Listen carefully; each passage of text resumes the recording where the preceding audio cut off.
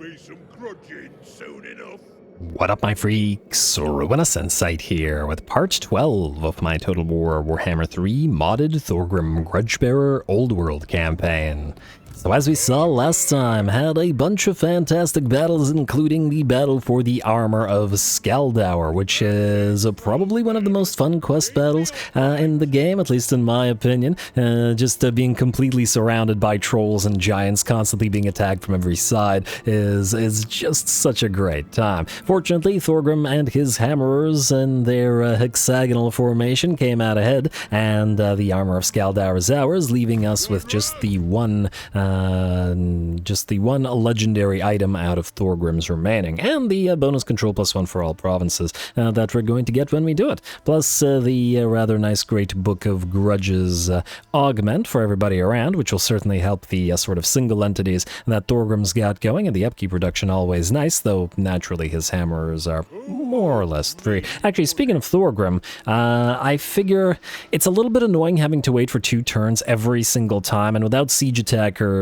we need to get Siege Attacker, so we're going to evolve the Thorgrim's Thundercloud to a Thunder Barge, and frankly, the Thunder Barge looks like a big old thundercloud, so I think this is a great name that serendipitously will go from Gyro Bomber to Thorgrim's personal barge. I like it. What we need to do so right now, and we should do it right now, though, because if we don't, as we've seen before, if we use the Warband upgrade, this will probably go down to 1 HP, so we need to heal it up here. So, we need to get some money. How can we get money? I guess diplomacy. I'm certainly not going to look around for stuff to cancel because I'm too lazy to do that. And I mean, the Darklands Bandits have been wanting a defensive alliance for a while. Maybe we'll do that. Let's see how much money they offer. Almost exactly 3k. Well, actually, we needed 2k. But, yeah, you know what? I guess we'll do it. It will give us vision of a bunch of Chaos Dwarfen factions and probably put us into a war with them. But at the same time, it's probably a good idea to rack up some... a little bit of cash with these guys anyway. Not like we're going to wipe them out. Alrighty, and they're still willing to do the military alliance as well, which is great. Now, let's take the moment to get the ludicrously expensive Thunder Barge. And it does mean we'll need to get another thing for another Gyro Bomber, but yeah. Anyway, get that Thunder Barge in here. And, it didn't go to 1 HP. Oh, because the Gyrocopter was 1 unit rather than multiple units, so I assume that alters it, but it still needs to heal, so yeah, we need that Siege Attacker trait. Too valuable not to get. We'll also have to get Thorgrim another warrior or something to turn into another Gyrocopter, so we're gonna have to do that. You know what we could also do? You're now recruiting some units, so maybe we don't bother sending you up here since you can technically recruit some units up here. These guys are costing us 400 gold for... Yeah, you know what, let's delete these miners, and rather than sending them up there, we'll move you down here to fight against Arbol together with Snorri Morgrimel. Get a nice, experienced Rune Lord to do that with you. I would also like another 800 gold, because we are starting to finally rack up a decent bit of allegiance with the... with the Boris, with the Urson Revivalists, 57, and there's definitely several different units that we want, specifically from the Kislevites, because they work nicely with ours. And I think at least one army can have some bear cav, but, how do we get 800 money? Alright, let's see. Daughters of the Forest, you know what, maybe we just do this. They're not going to do the trade agreement with us. We can always cancel the agreements later, it's just fine, whatever. I don't know whether they're holding territories that should belong to us or not, but we'll find out at some point, I'm sure. I'm kind of a little bit too lazy to check the Great Book for it. Let us then... I believe we wanted to build the outpost at the Forest of Knives here, because Azul needs to get the Frostworms. We might get a couple little Groms in some armies. Warbear Cav is nice. The War Sleds are nice. Arguably, Ice Guard are nice as well for Frostbite application at range, but yeah, there's a bunch of stuff that I feel like works well with the Dwarfen roster, so we'll construct this outpost. Same thing with the Cathayans, it's just that we need to wait. Same thing with the Imperials, and especially the Outriders. Oh, I can't wait for Outriders. But we'll get there. Alright, outpost construction begins. Otherwise, what have we not done yet this turn? Let's see, rearguard. Oh,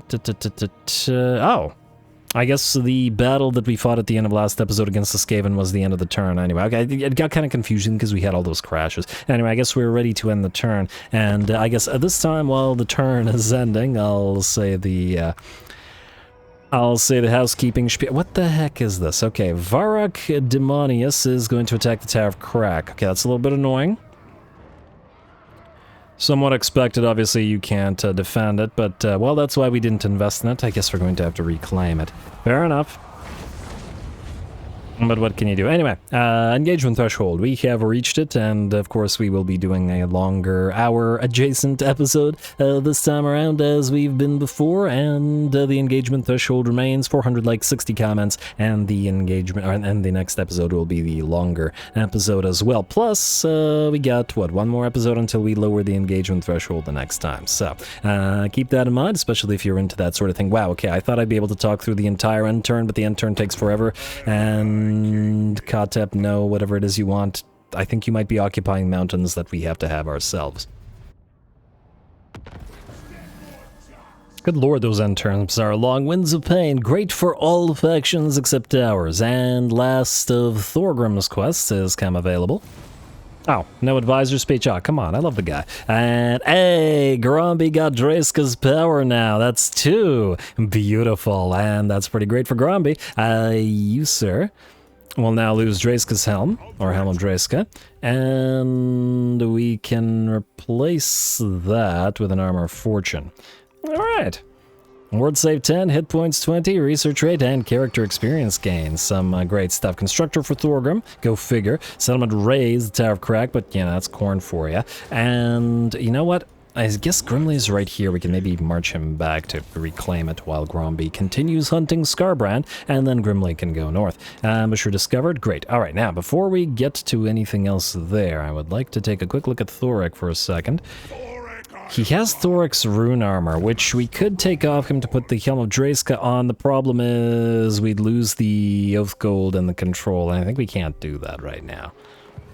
Yeah, and if you're wondering why I'm not spending a lot of Oath Gold, it's because of this. There's a bunch of really good, what do we got? Traits? Techs, rather, that's the one, especially the Way of the Clans, that we want to take that are 1,000 each, and yeah, we obviously want those, so yeah, we gotta save up enough Oath Gold to get those, plus the High King Decrees, which have a bunch of nice things to them as well, so if you're wondering.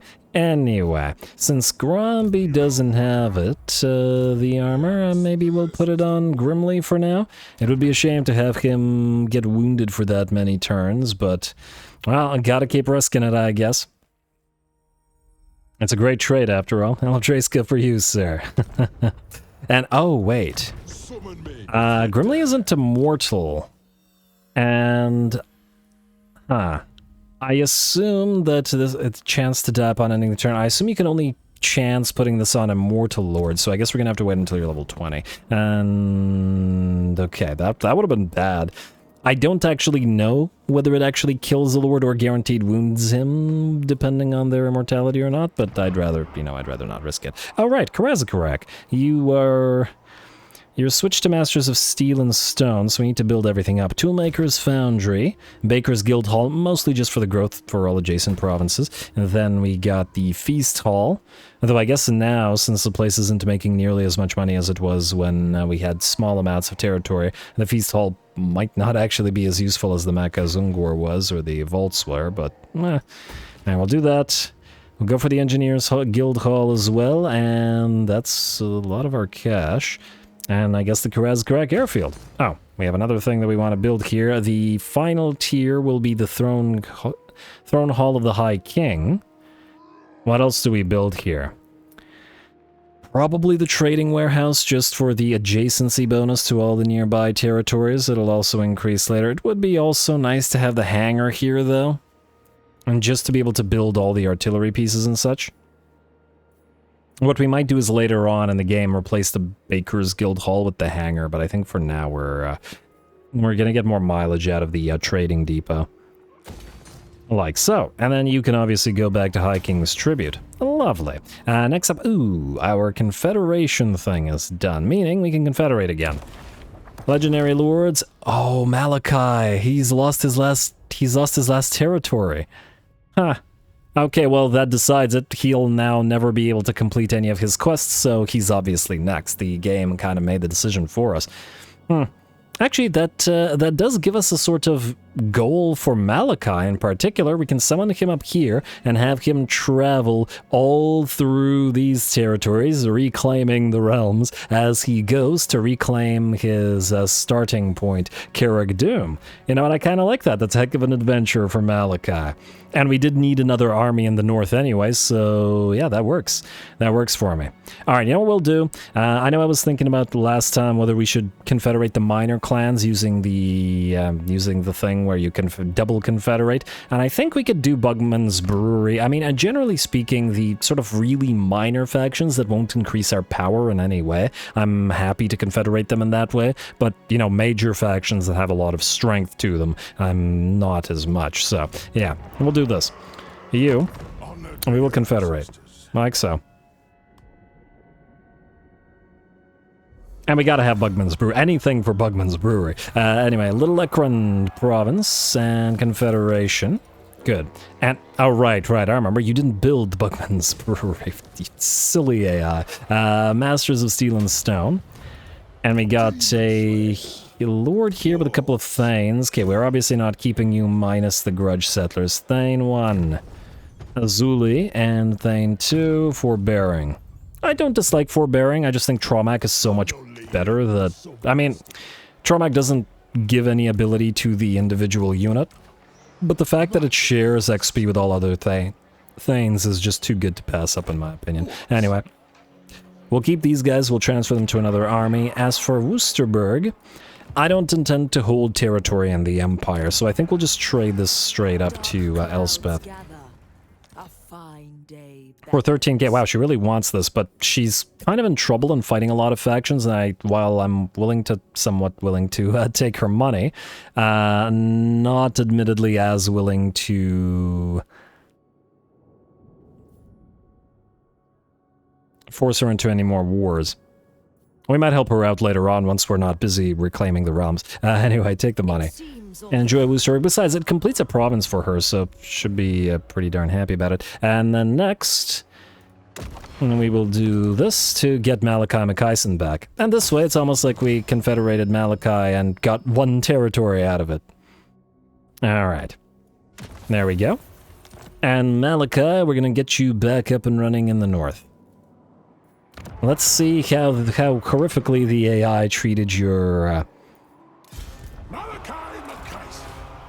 stuff. And, yep, again, the AI does not a single point in his unique line and gets a ton of points in his red line for reasons. Bizarre reasons. For some reason, he unequipped his unique stuff, his legendary stuff. Get that online. Alright, equip that, then he'll want he'll definitely want a Talisman of Preservation. Now we have one on Thoric, Malachi, and Gromby. And Grimly, who's also a legend. And we'll need another one for King Azrael. But anyway, you're immortal, so you could have the Helm of Dreska for now. Go for it. Probably not as useful on Malachi himself, I'll admit, because he kind of just sits back and relaxes. But yeah. It would be a shame to have him gone for 10 turns, if it fails. Am I a gambling man again? Just keep risking it, I guess. Anyway, Malachi, yeah, I know you're on the field, but we're gonna have to reset you. Ooh, you know what? Wait, 1 second. First of all, I would like you to get the Rune of Nothing. I would like you to get the... Not the Brewmaster. Oh, right, I gotta put the Brewmaster where there's another gem cutter. A moment, before I forget. There's no gem cutter here, is there? No, there's one over here. Okay, we'll get back to you in a second. We wanted to build some stuff here. So you can grab a stonemason.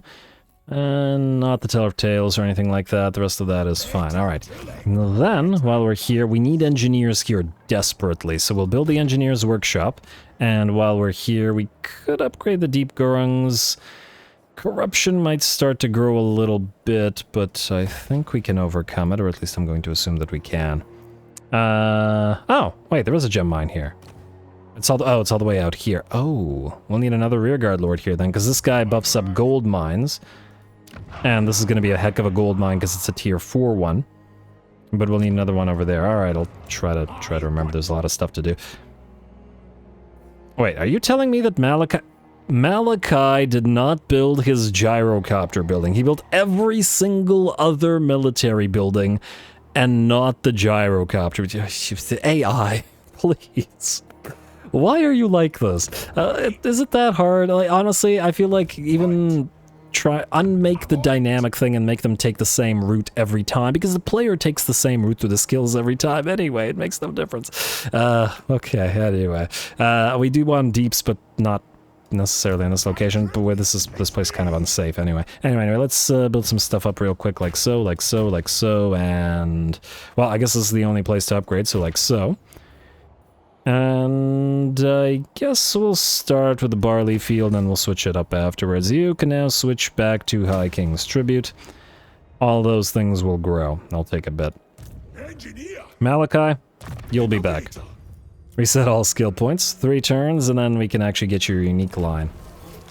Alright, that's another Confederation under our belts, together with our beards. Casualty replenishment is... or not casualty, with the control plus 25.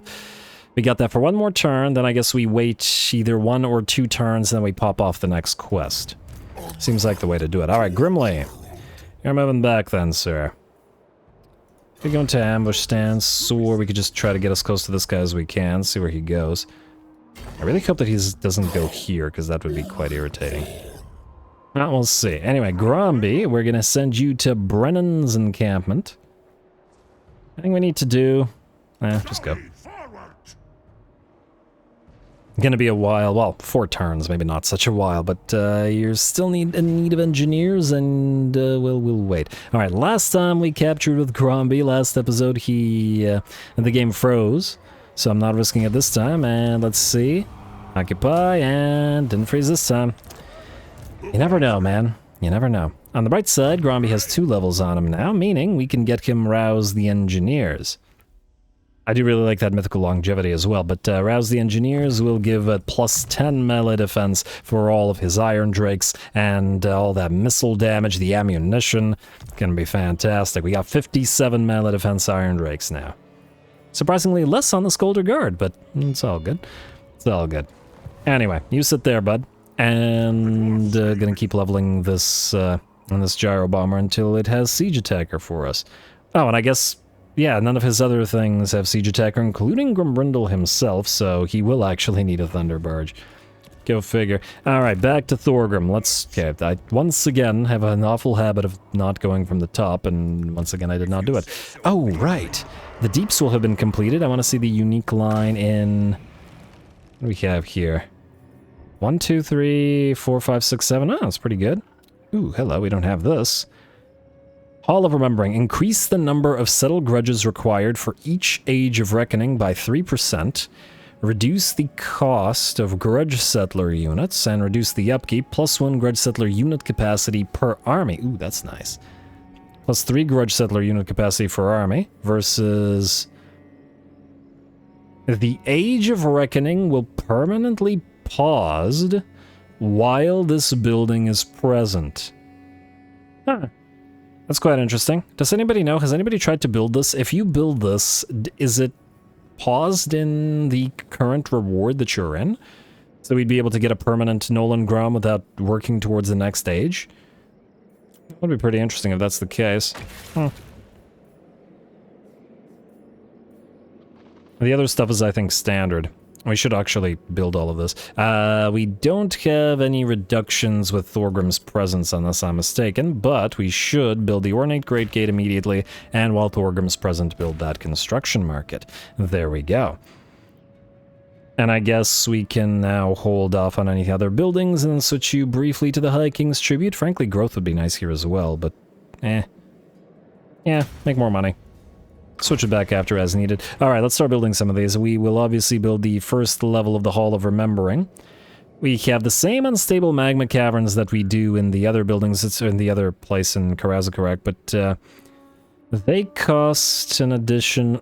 Oh, we get control. Whoa, we get control +1 faction wide. Oh, just from having the ruined entrance halls. Fair enough. When built in Karak Peaks, character experience gain +5% faction wide. Nice, nice. And yeah, this thing costs us a bonus to High King decrees, and we need them for other deeps locations, so we can't do that right now. What we do definitely need to do is go for repurposed guild foundries. Those are needed everywhere. We probably want the repurposed repurposed guild foundries and repurposed counting room as well. The control will be 50 or more shortly, so those are the critical ones. We got the unique one, and okay, we're out of money. Okay, let's get some money. Thorgrim, kill. Go to Karagnar, and ooh, hello.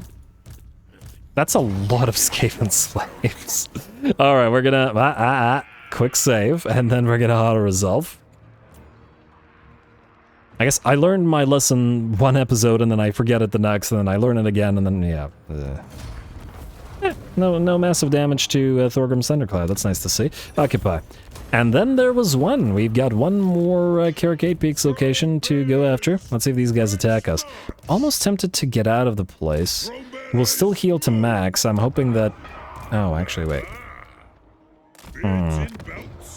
The zone of control of Karagnar can demolish it. Well... yeah, demolish it for now. We'll need the Mechazongor as priority. Well, actually, no, the place is barely growing.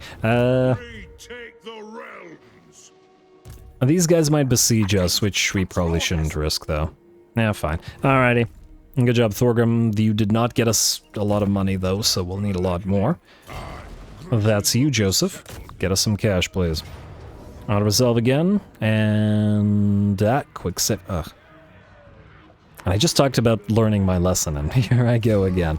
Oh, wow, that...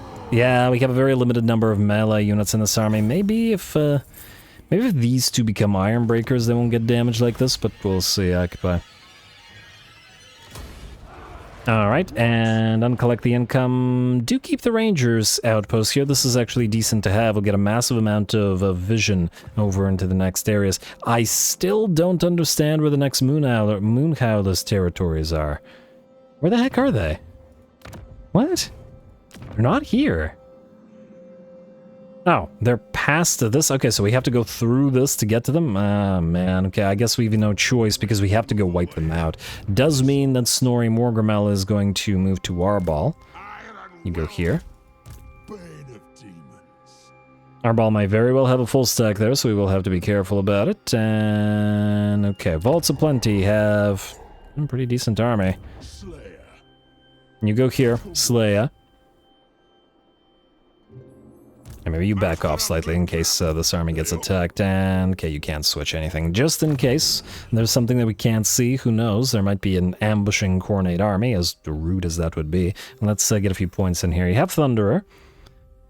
I guess let's get you Distinguished Slayer just to try to move towards Deathwish, and we are fighting Chaos now, so we might as well go for Demons Be Damned. Getting a little bit of that extra ward save and attack against demons. Definitely harden armor, and we now need to start moving... Actually, I was about to say start moving through Retinue Valet, but it's not as needed because we have a Dragon Slayer in this army. Who, oddly enough, let me just see here. I think I checked this before, but yeah, Dragon Slayers surprisingly provide no additional buffs to Slayers, which is a little bit disappointing. I feel like they should. It kind of makes the hero pretty meh, because you're basically getting... an inferior Thane. A Thane that's worse and provides no additional buffs to nearby lords or heroes. Just a fighty lord. Yeah, so basically the only reason you want these guys is for replenished troops, which is great and very much needed by the Dwarfs, but it is kind of... Alright, Ancestral Grudge and Blade Master. If you're going to be a fighty hero, you may as well be a fighty hero. Runesmith. Now... we can still go through this. It'll be a while until we get there. We are the elite. Frankly, the additional armor on these guys is probably warranting multiple runesmiths, but we'll see about it. Could get another point in Rune of Oath and Steel, though. It's pretty solid. You know, let's get one of these. Let's go for Renown. Let's go through Retinue Valet, and I think we'll still go through Retinue Physician just in case. You, Thane, Now, okay, well, we'll get Tough as Nails for the character XP gain. I did want spoils as well. We were saving points for Fell-Handed Warrior, but frankly, it's mostly this point that's really important. We want Wanderer for the snipe for the Rangers with great weapons. They can't really make a great use of it yet, but it'll change if we get a range increase. Get your spoils, get your training, and we could go through Retinue Trainer. Let's get a Steam Combatant. Decent likelihood that this army gets attacked because the auto-resolve or the AI might think it's a weak army and thereby attack it. Alright. Rearguard is fine. Ulfar Norgrimling, you are who? Oh, you're this guy. Yes. Oh, I was gonna... Okay, well now I can't do it.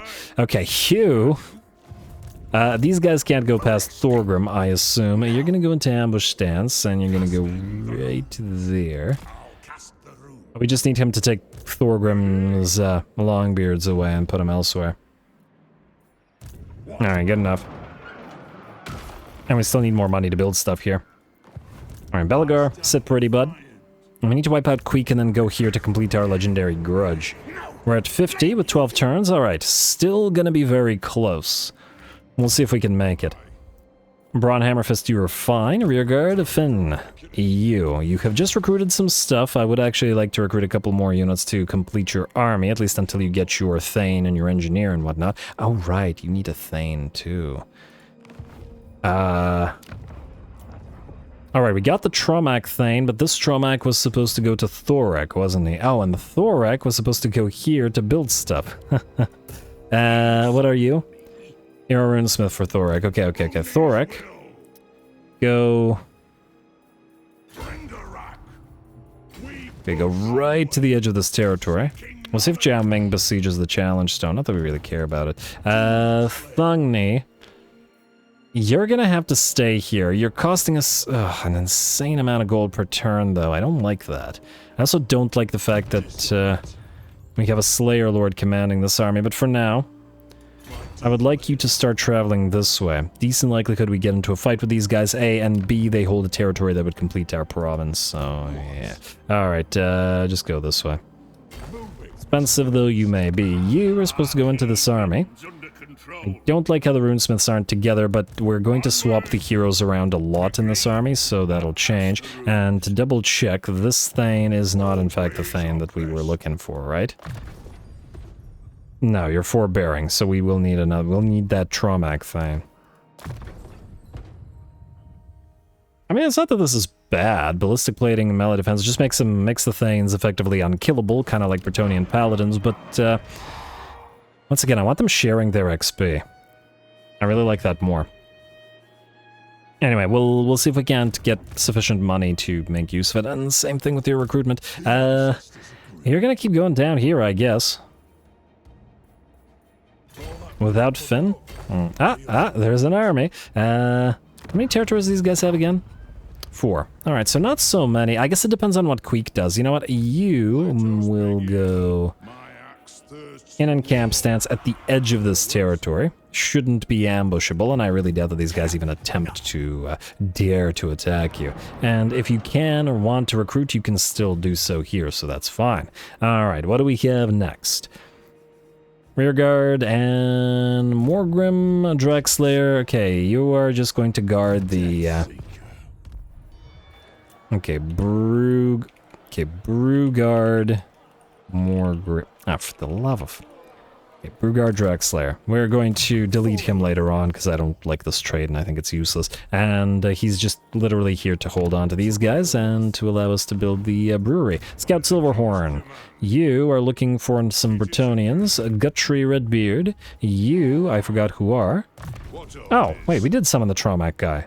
But, oh, I summoned him in the wrong place all the way down here. Oh, wait, we can't even summon Tromaks up here, can we? Yeah, no, we can't. Okay, so we have him, and we only just need the one in this army. It's gonna be a while until he gets to Thorek, but you know what? That's fine. Speaking of Thorek, we did all of his important points. I guess we could get Rune Master now. Yeah, let's get Rune Master. Max him out in that regard, at least. Alright, we'll see how powerful those Corlers of his are. Only the one engineer so far, but it's better than none. Actually, speaking of engineers, let's get you break open the casks to re-up his ammo. Good enough.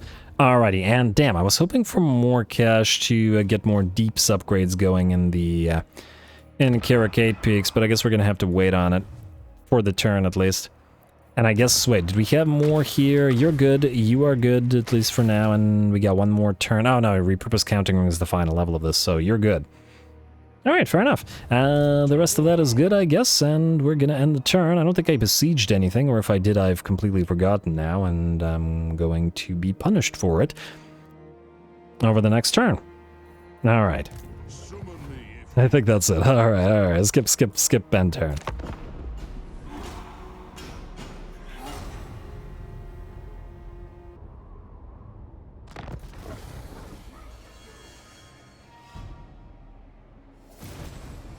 Alright, Gromby's unlocked his next quest. Good, considering all this Confederation that's happening. Moors and Verms, so Confederated, go figure. And you decided to actually take this settlement. Westerland and Visenland and Nuln have Confederated. The unfortunate aspect of that being that... Ooh, we got the bonus control. Nice. Unfortunate aspect of this being that... Okay. Runesmith's Apprentice, Stonemason on King Lund the 301st. Guildmaster on Rearguard Ironpick, perfect place. And okay, oh, speaking of the Rearguards, you have leveled up again. You have Oath of Forging. And go through Purebeard and into all of this. Eventually, we'll actually get them all out of this this particular territory, and then we'll send them into other territories. It's just that that'll be happening later. Mason. And what do you have, Grom? Or Grom. You can have Oath of Forging temporarily. That'll be changing later on. Alrighty, back to you, King Thorgrim. Looks like Queek was too scared to attack you. And... I guess we'll want to attack... Ooh, actually, it's most likely a walled settlement at Azul, so we may want to actually directly fight them. I see that Slick is going to the Lost Archway of Valea. Decent likelihood this means... Oh. That's surprising. Why are you in march stance? Is this bait? This might be bait. Okay, cue the Mad Max Fury Road meme. You? Well, maybe not. Alright, go in to reinforce since that army didn't get ambushed. We'll auto-resolve this and then we'll book it back through. Maybe he got stuck by the Confederation. Maybe that's what happened here. And oh, can we actually auto-resolve this? I'm gonna hope that we can, because this seems like a silly waste of time. Alright, come on, Grudge Settler's army, don't get hurt. Oh, the Slayers, right, but they'll get healed up. At a cost of 700 gold, but I'll take it. Alright, decent likelihood that Queek is attempting to move towards the Lost Archway of Valea. We could actually... you know what, it might be better for us to delay the attack on Arbol for a turn.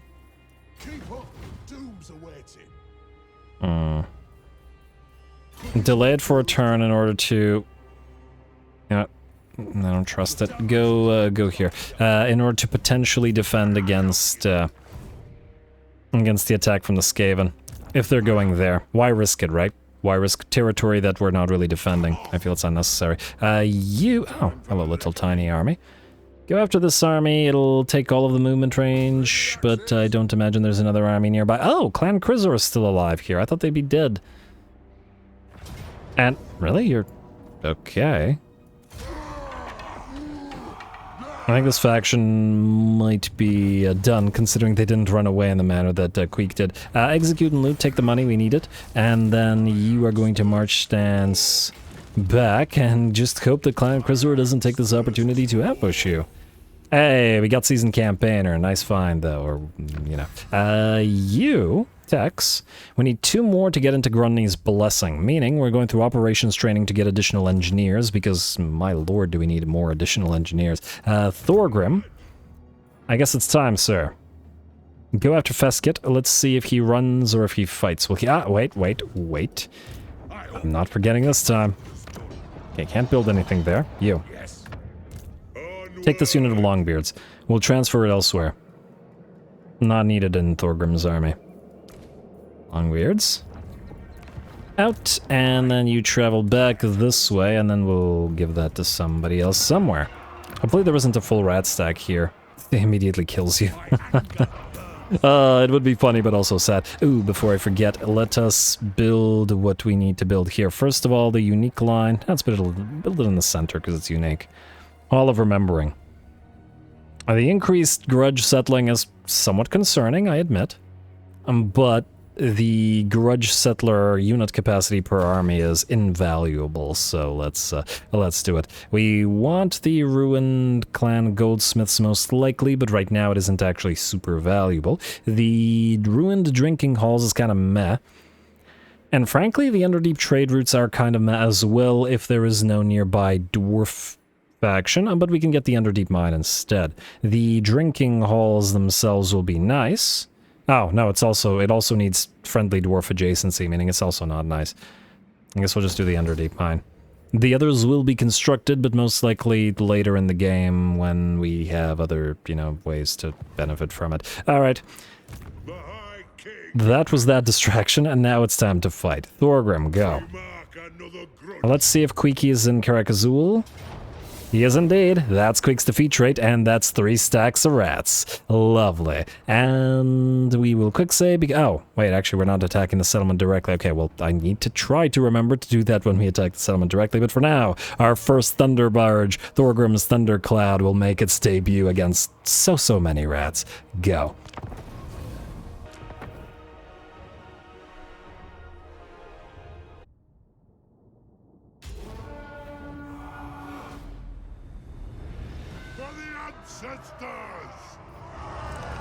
Alrighty, here we go. This should be a pretty darn great fight. I'm very excited. We got 3 stacks against us, and their army is essentially the polar opposite of ours, at least in terms of their composition. 2 full stacks of Skaven slave chaff, and then we've got the stack of elites, including Poison Winds, Death Globes, 2 Doom Wheels, not 1 but 2, a couple Censor Bearers, Hellpit Abomination, and between the 3 armies, I think they have 8 or 9 single entities. Queek Headtaker, Ska Bloodtail, we got a couple of Assassins, we got 2 Plague Priests, a Warlock Engineer, a Warlord, and in that, at least, they echo our army, which is pretty darn neat. And we'll see how their pile of heroes and lords stack up against ours. Though, yeah, I wouldn't be betting on a 1v1 in terms of Skaven versus Dwarfs. Plus, this is the debut battle of Thorgrim's Thundercloud, their new Thunder Barge, the command unit for Thorgrim's Air Force, essentially. Especially since we're going to have several of those gyrocopters and bombers still to evolve. Well, we still need 1 more, and then we need to evolve 1, plus the whatchamacallhim, the Master Engineer needs to be switched out to be one of these guys as well. On the bright side, though, now that we got the 2nd Engineer in the army, we do have the best defense on these guys, which means if they are forced into melee combat in the air, they should be pretty darn capable of defending themselves. And ooh, Afterburner activates. That seems like a forward burner to me, but whatever. You gotta love watching Thunder Barges work as well.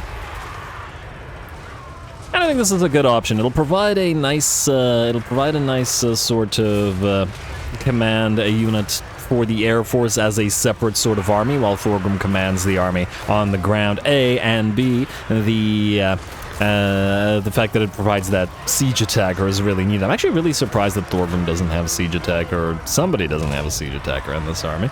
But oh well, not a big deal. Clearly.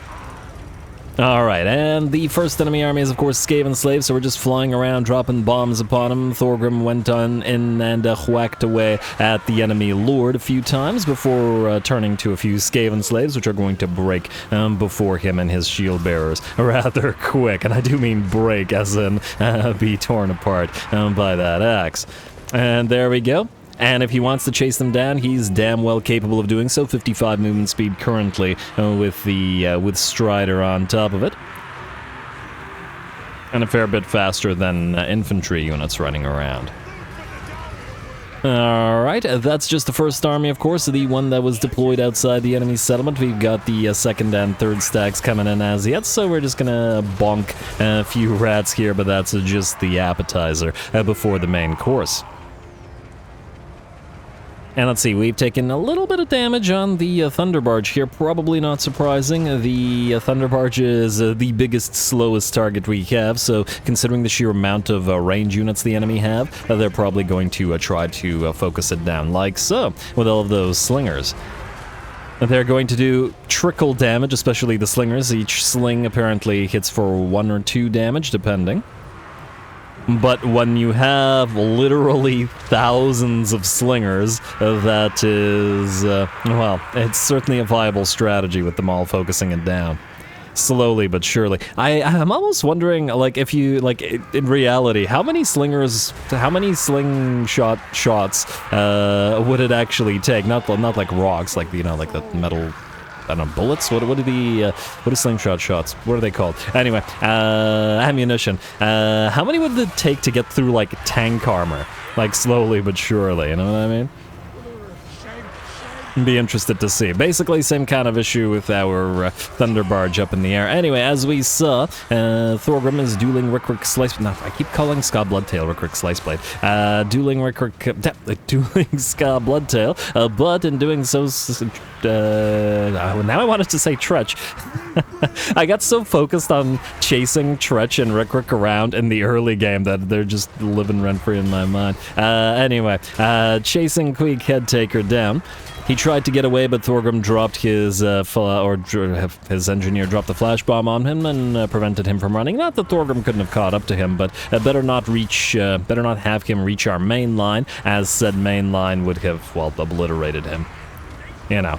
Whether he ran into Garagrim or whether he ran into Gotrek, it probably wouldn't have been a good time. Anyway, I absolutely love this battle. We are absolutely horrifically outnumbered by the sheer amount of units and our small number of hammerers, but they are holding the line. In the meantime, Garagrim whacking away at them, mincing many a rat with his whirling axes there and the chains. I love the fact that they added this animation. And by the looks of it, he's dueling Big Boy here, Ska Bloodtail, who towers over the Dwarfs. And, well, he'll be a little bit shorter shortly, as he's down to 1/3 of his HP. Queek has been defeated by Thorgrim and is now down to 400, and, well, he had no real chance here.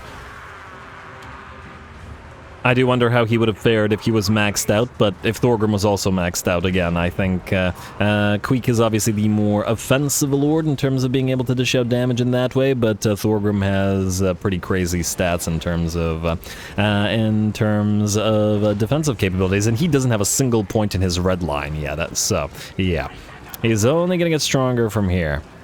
And down goes Queeky at last. Not to worry, while we looked away from the main battle for a few seconds, there's plenty more where that came from in terms of the rats. In fact, the elite army is only just now arriving after we've grown a little bit more tired of, you know, cutting down droves of Skaven slaves.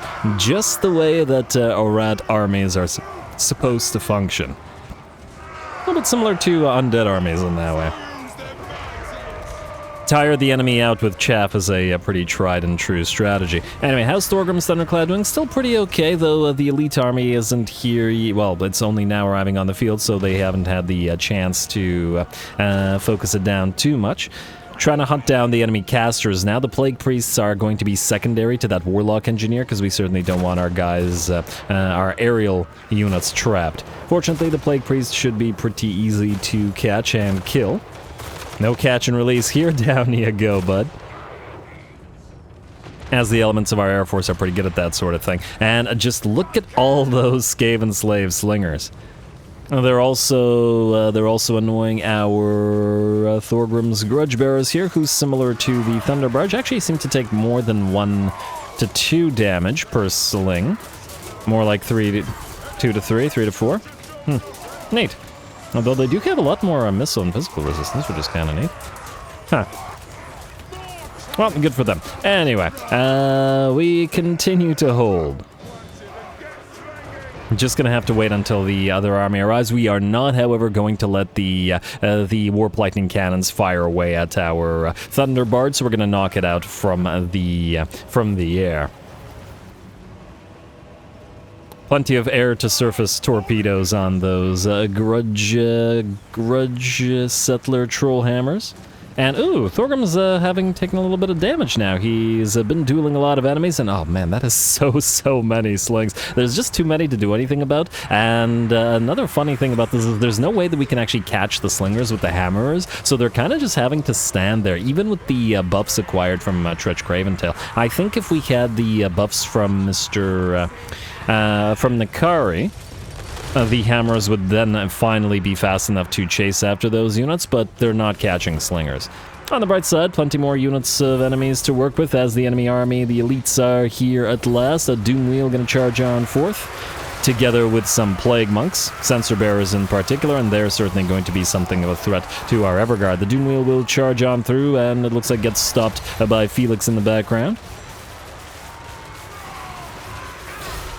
who will be whacking away at it, while Thorgrim has defeated another warlord and is chasing him down. He's just been dueling enemy lords in this particular fight. Here comes the Helped Abomination. Oh, this fight is just fantastic. We hear basically 8 minutes of straight-up brawl with endless hordes of Skaven. And of course, the Thunderbarge still moving around overhead. The numbers are so crazy that even the Thunderbarge is barely making a dent, having killed 1,000 units, and is now down to half HP. We have no way to heal to repair the Thunderbarge, do we? Interesting.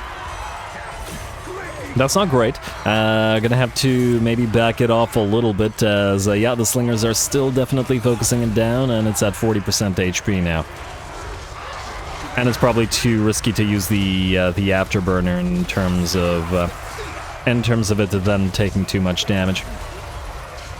And by doing damage to itself. Anyway, Helped Abomination is still in the fight, only down to about 20, or by about 25% of its HP, but that makes sense with all of the Storm Vermin, Plague Monks, Censor Bearers, etc. Having moved on in.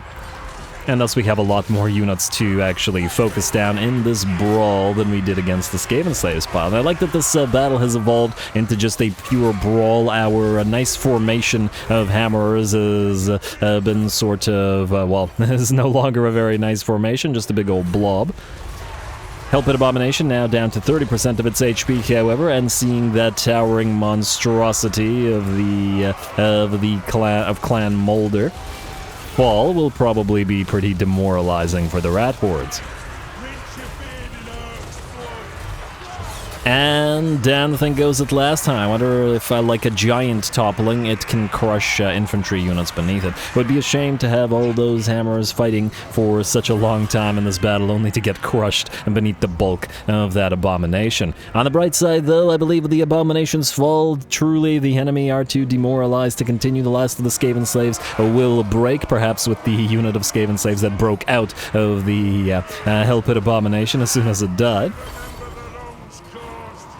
And now it's just a matter of running down the last of the enemy Plague Monks that are in the blob. Thorek has returned, having defeated so many of the enemy lords and heroes, to stand in victory with the rest of his army. Lovely. Gonna do a little tiny bit of chasing, probably not gonna catch too much. Thorek can, but, well, I don't know, chasing Skaven slaves down seems like a waste of our time. But that's alright. Our Thunderbarge can do a little bit of work in that regard, and so can our piles of gyrocopters. Nice.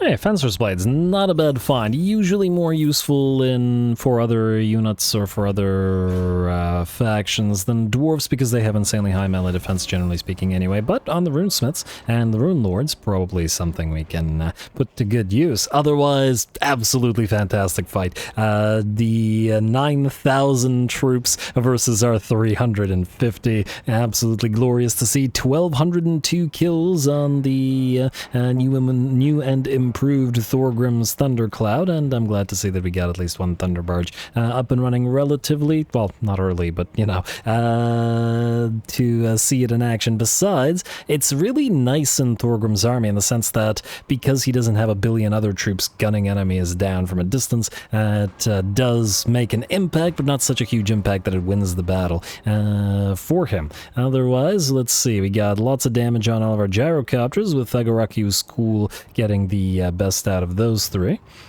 Thorgrim got 288 kills and 43,000 damage, defeating Rick Sliceblade and, or rather Ska Bloodtail and Queek Headtaker both, and then chasing down another enemy warlord and then just being a menace all over the map, generally speaking. 40,000 damage and 695 kills on one of the runesmiths, pretty darn solid. 30,000 on the Everguard with shields there, and 36,000 on the Mountain Breakers, 440 kills, and Thorgrim's Grudgebearers rack up nearly 641k. Lots and lots of work for everybody.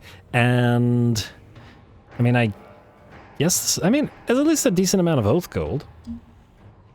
200 oath gold, eh? Yeah, I guess we'll take the oath gold, and mostly because it's not going to heal up the, Thunder Barge, so yeah. Alright, the remnants of this army will run away. I was hoping it wouldn't travel so far that we'd still be able to draw the enemies out there. Enemy killed in battle, enemy killed in battle. There's that vermin flail trait that we wanted. Nice. And especially now that we have a Thunder Barge in here. Fencer's Blades and... oh, we can still draw it out. Or can we? We can't move any further, can we? That's a shame. But I imagine this is just a Pyrrhic victory, really? And it'll still be fine, I'm sure. Auto-resolve, it'll probably damage the Thunder Barge. And yeah, the Thunder Barge took the most damage of everybody because it was being focused out by like a million Skaven, so well, several thousand Skaven slaves, all focusing one thing. It was kind of funny, but anyway, auto-resolve. Not so bad. Thorgrim took way more damage from that than I was expecting. But it's all good. Occupy. And that's Karak Azul, which is probably one of our critical territories. And ow! Haven't had a student as a while. In a while, rather. Yeah, you can have the stonemason. And then you are going to have to leave the territory and not encamp or anything. We can actually immediately build the Ironbrow's weapons workshops, or the weapons shops. Nice. Upkeep reduction for runesmiths and capacity and free oath gold and all that. Oh, okay, 1 second. Sorry, I gotta move my cat.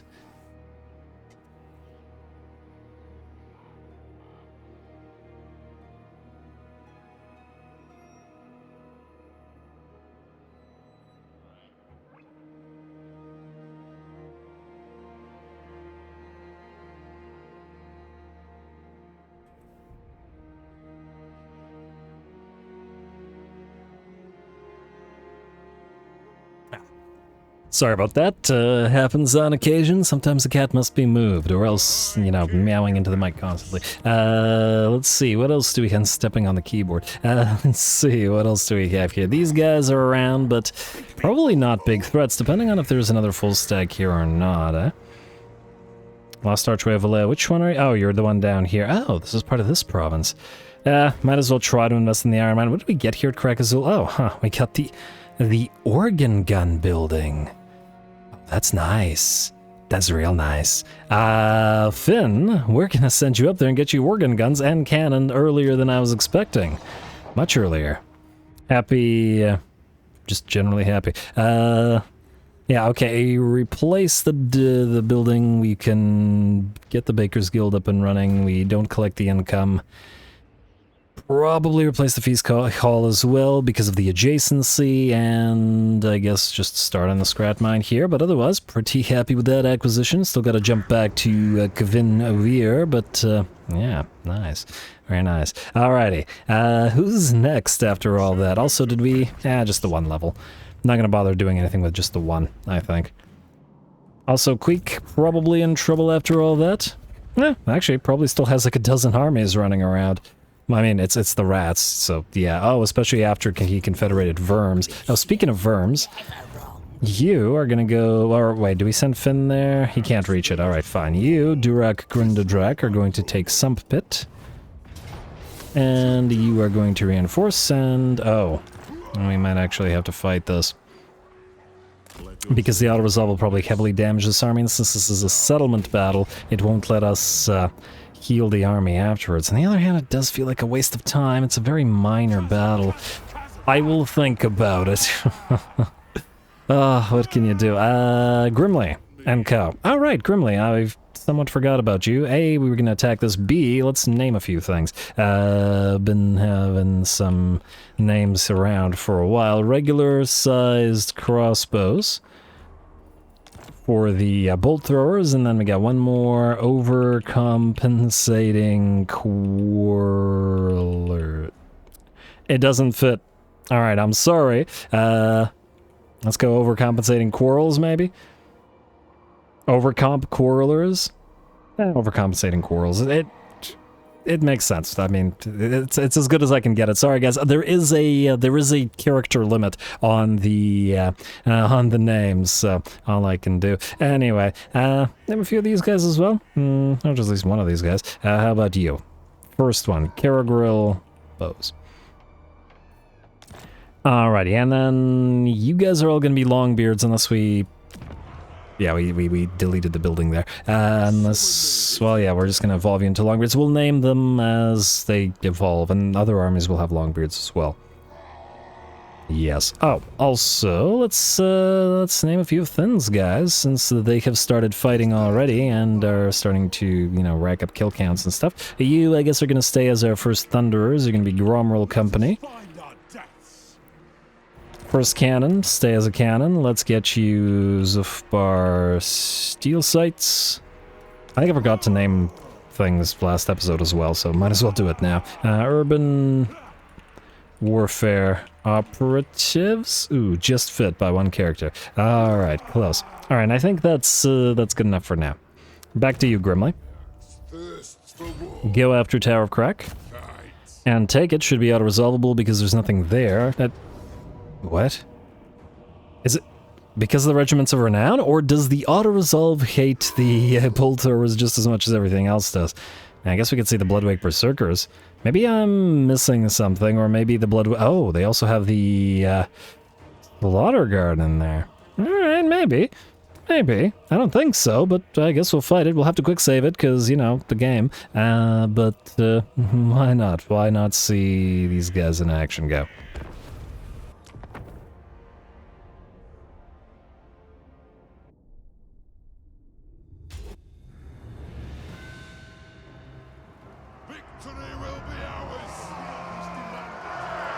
Alrighty, here we go. I gotta say, I'm very interested in this fight, just conceptually. It's basically our army, which has basically some of the most basic, I keep saying basically, just feeling basic today, some of the most basic troops available to dwarfs, miners, quarrelers, and bolt throwers, versus the most elite units, or some of the most elite units, available to Khorne. Blood Crushers, the Chosen, the Slaughter Guard Chosen, the Exalted Bloodletters, and the Wrathmongers as well. The Wrathmongers in particular in SFO are closer to aspiring champions, and only 12 units, but they're going to be so darn difficult to bring down. Plus, there's another big issue. By fighting these guys, I guess in their own territory, we have Feral Rage on us, which means should our units take damage, they will all, well, go into a Feral Rage, and that includes the artillery, and that includes the Quarrelers, which is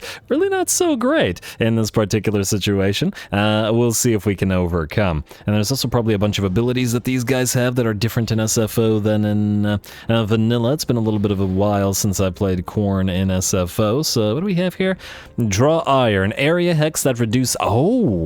Oh, that's not good. Looks like the Wrathmongers here, the Bloodwake Berserkers, have a 30-second duration area hex that causes everyone to take more damage and to go into a rampage. So they have two ways of rampaging. These guys can run on into our main line, force a rampage, and then by virtue of the Feral Rage, these guys will go into another rampage after having taken some damage. That's a quite interesting combination, huh? Alright, well, this is making me excited about playing Khorne at some point. Tzeentch first, of course. Khorne might not be happy since Kairos starts near the realm of Khorne. But it's certainly something we can think about. Anyway, here we go. Enemies moving on in. We don't have a lot of armor piercing, so while we will lay down some fire on the enemy, it's almost like the Skaven slaves firing away at the Thunder Barge there, where we're just doing tiny amounts of trickle damage to the enemy elites. Still going to be really fun to see the Bloodwake Berserkers fight. I'd have actually loved to see these guys face off against Ungrim and his elite slayers. The Doomseekers and stuff, but damn do these guys look fantastic, don't they? I have a bad habit of cheering for the enemy, but I mean, it's hard not to cheer for the Wrathmongers. They just look so good. A little bit unnecessarily flashy, perhaps, or very necessarily flashy.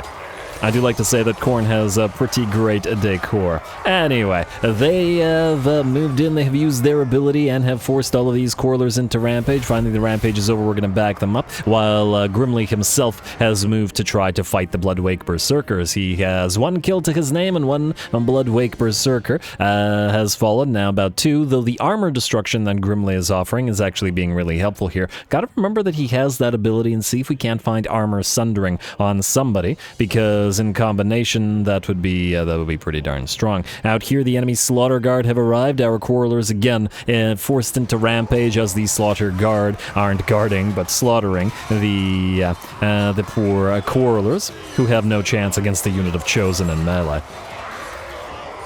And frankly, without Thorak's armor-piercing buffs, the Quarrelers are not going to be very good against heavily armored units. But that's alright. Grimly will overcome. He's been known to do so. I do think we should make maybe some alterations to either Grimly or Thorak's army. I don't want them to be really echoes of each other, because I don't want them to function too similarly to each other, because they're both essentially a pile of Quarrelers together with the bolt throwers for Grimly, and then grudge throwers for Mr. Thorak. Although Thorak probably won't have nearly as many melee units, as Grimly has his own Grumbling Guard, the Longbeards with him. Funnily enough, I was thinking about putting Longbeards with Thorgrim as well, but anyway. Certainly something to think about. Anyway, speaking of the Grumbling Guard, they have their work cut out for them. On the right flank, the Bloodwake Berserkers. In the center, the Hellforged Host. And on the left flank, the Slaughter Guard. Chosen. The Grumbling Guard are going to have to do their best to hold the line. In the meantime, over on the left flank, the enemy Heralds of Khorne's Fury have charged in. They've actually been the focus of our artillery for most of the battle, as the units of bolt throwers have been trying their best to bring these guys down, and then the Quarrelers as well when they moved on in. Unfortunately, they charged right into the artillery and then caused those artillery pieces and those Quarrelers to go into a feral rage. It's a really devastating ability for range armies. I'm actually quite interested to see how Grumbrindle will be able to handle himself with his Iron Drakes and his Troll Hammers. Again, going into a feral rage, going to be kind of awful for them, but at least they have those massive melee defense buffs that Grumbrindle offers. Anyway, at last, the Heralds of Khorne's Fury have been pretty much seen off and are melting away, Juggernaut and Bloodletter alike falling. The balance power has shifted to about 85, maybe closer to 90% in our favor. The Bloodwake Berserkers down to 7 units and about 10% of their HP. Really got to reduce their unit numbers. Our Thane surrounded by Bloodwake Berserkers, trying to hold them back together with Grimly, who is bonking away at the Exalted Bloodletters, trying to work together with his personal Grumbling Guard. Alrighty, and a nice hit from the Thane there. Another Bloodwake Berserker out. The Thane actually having lost about 60% of his HP, and even Grimly and down to 50%. We've taken massive damage over in the center as well, where the Chosen broke through and heavily damaged those Quarrelers, and they are still in frickin' feral rage, and then popping into being stuck due to the Tormentor's sword on the enemy Herald. This really turned out to be a good fight. And once again, I absolutely adore what we did with Thorgrim's army in terms of having him and his units being smaller in number and thus facing off against massive numbers of troops with his elites. So the Khornates got to do the same thing here, and it's been really entertaining. With that, however, the enemy Lord is pretty much done, defeated by the rampaging units. Maybe bit off a little bit more than he can chew.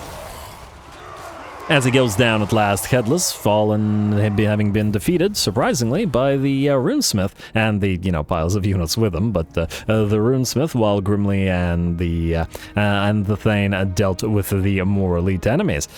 Close one, and a Pyrrhic victory, but you know what? I was wrong. A fight definitely worth fighting.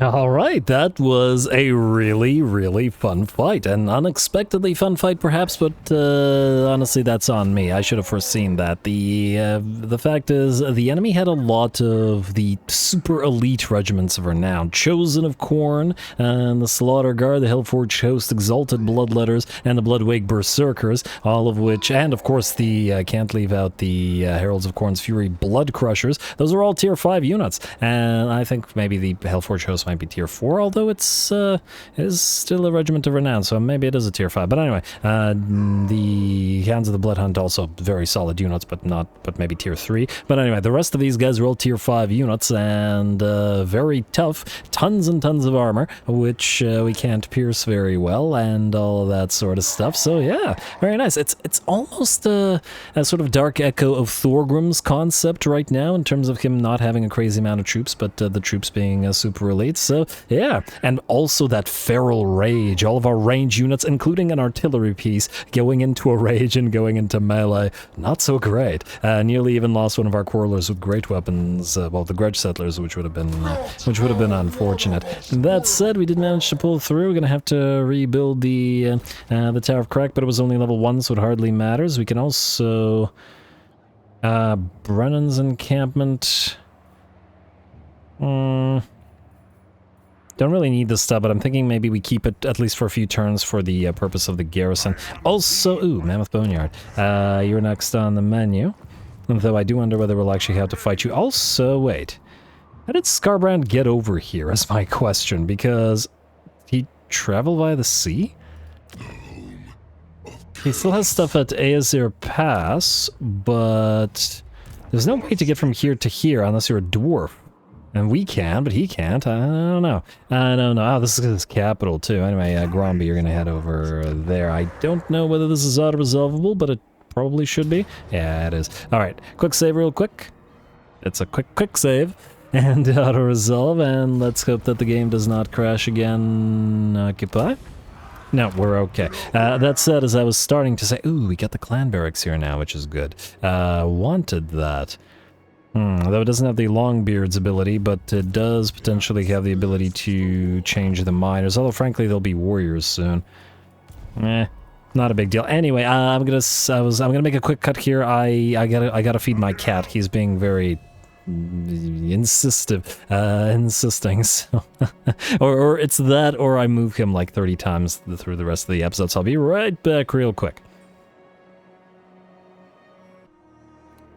Alright, fed the cat, fed myself. Probably sound a tiny bit different since it's been a few minutes, although not for you guys, I guess. But anyway, we've taken Mammoth Boneyard now, and I mean, I guess, I assume that Skarbrand doesn't have some kind of teleportation stance. And oh, Kraka-Ravensvag. This is what I was talking about in the very, very early game, for those of you who remember. It's been many episodes now, but this is why I wanted this territory rather than sort of sticking around where Grimbrindle started. I wanted to move all the way to here to acquire this particular port. It produces an additional 20% tradable resources faction-wide and income from trade tariffs, plus 30%, essentially, I believe, equivalent to the ports at Erengrad and Marienburg. In fact, it's considerably better than the port at Erengrad. And is Marienburg multiple ports now, or is it just the one?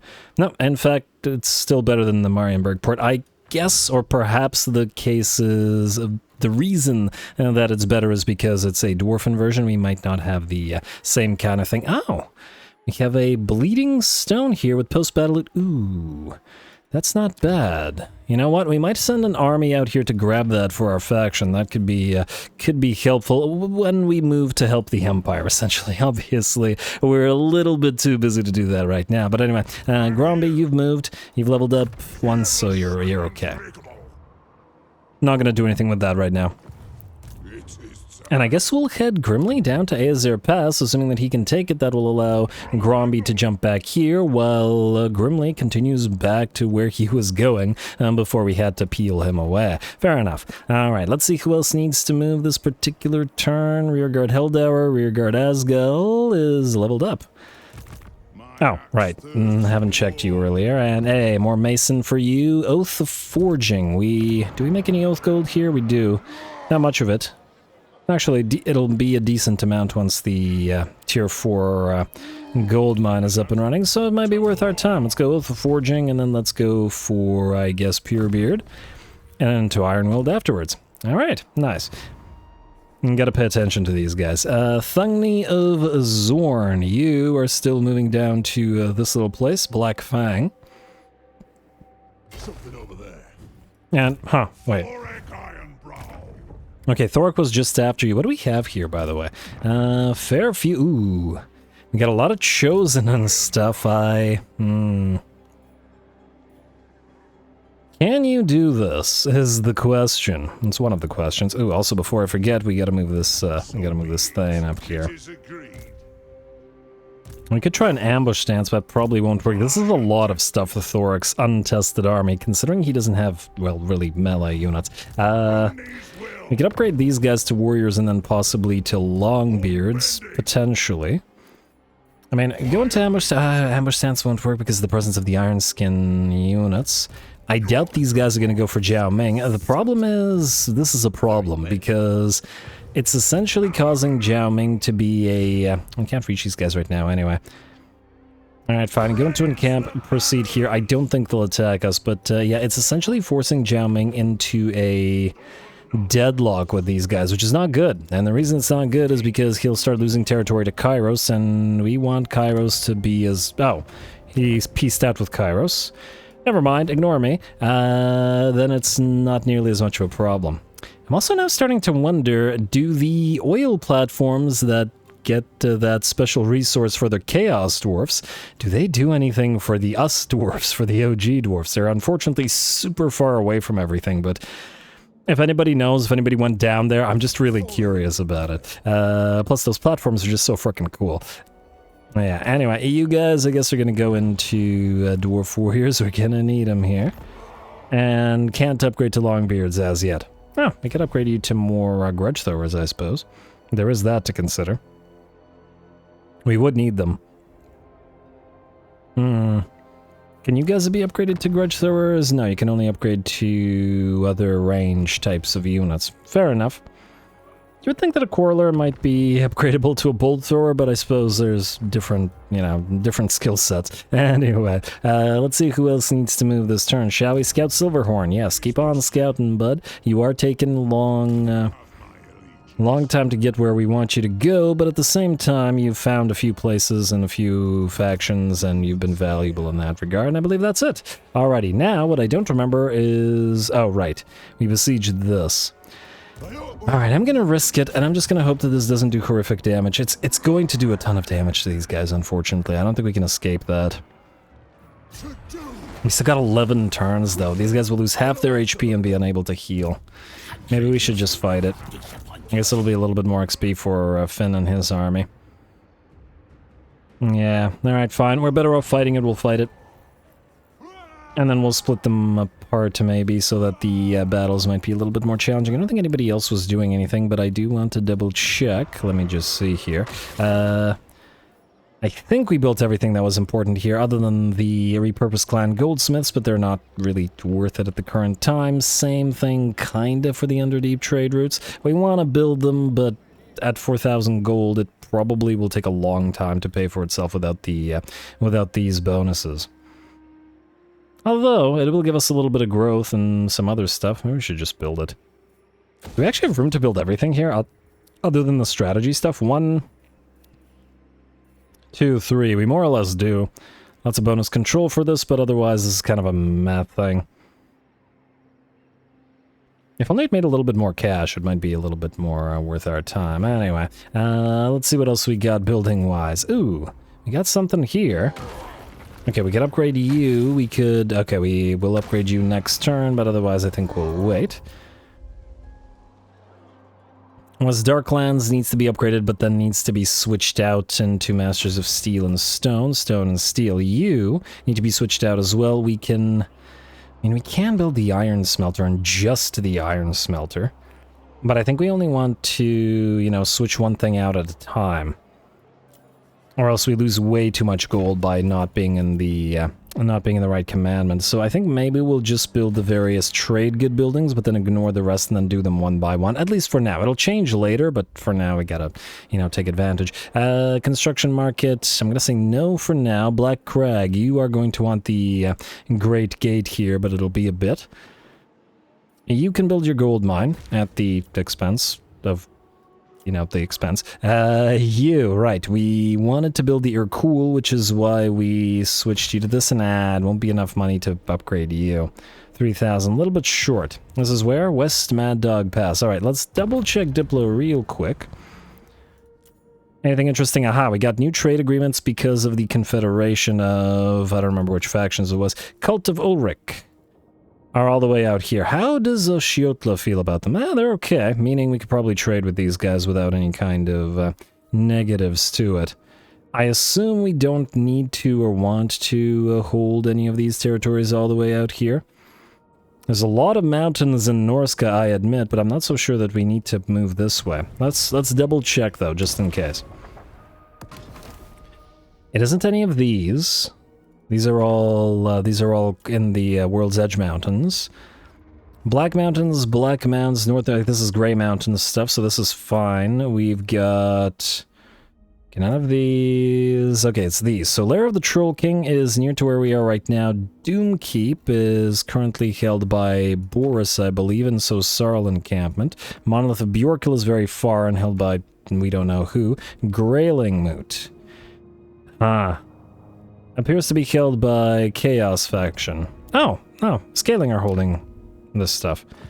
Alright, you know what? I'm gonna say hold off on trading with these guys right now. They might actually be holding territories that we might want. If we want to complete that grudge. Or cross the grudge out, whatever. Knight Avengers of Brienne, I guess we're just gonna maintain friendly relations with you. Might as well have another Bretonnian ally. Let's trade with them.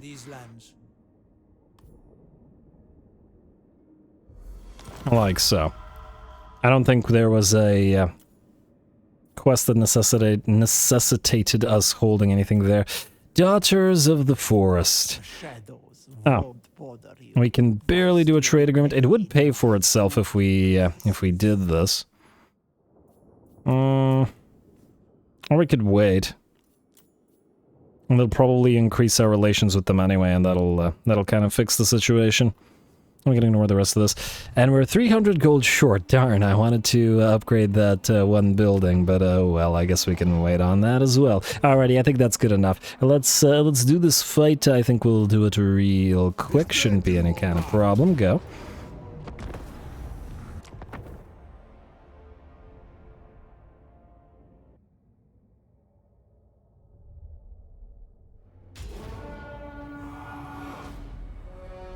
None of you steal my doom, or I'll come find you in the afterlife. You hear me?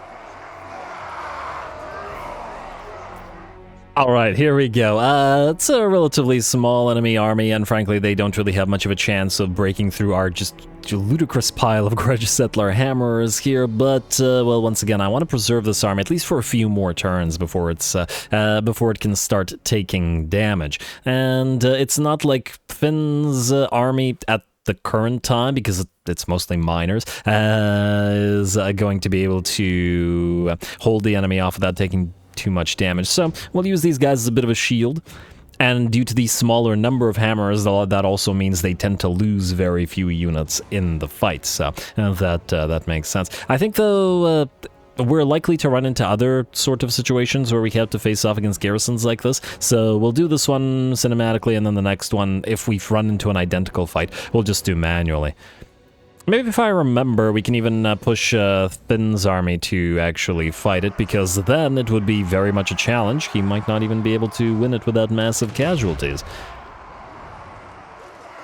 I'll think about it, at least until he evolves his units into more Thunderers and Cannons and all that. Anyway, speaking of Thunderers and Cannons and all that, Cannons are firing away together with the Grudge Settlers at the enemy artillery piece. Certainly don't want that Plague Claw catapult working away at us.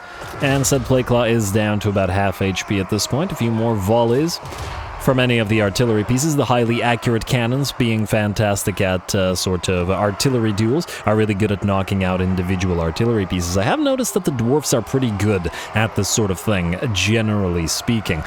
Some units have a lot of trouble targeting the artillery pieces rather than the artillery crews, but it seems between the cannons and between the, well, in other armies, between the gyrocopters with Trollhammer torps, they are fantastic at knocking down artillery pieces and ignoring the crews, which is great because it silences the artillery early. Anyway, looks like the enemy will lead with a unit of rat ogres who are going to charge us, but bad idea to have them so far ahead of the enemy army. They are much faster, I'll admit, but they're gonna get burned and they're gonna get shot up in a pretty ugly fashion.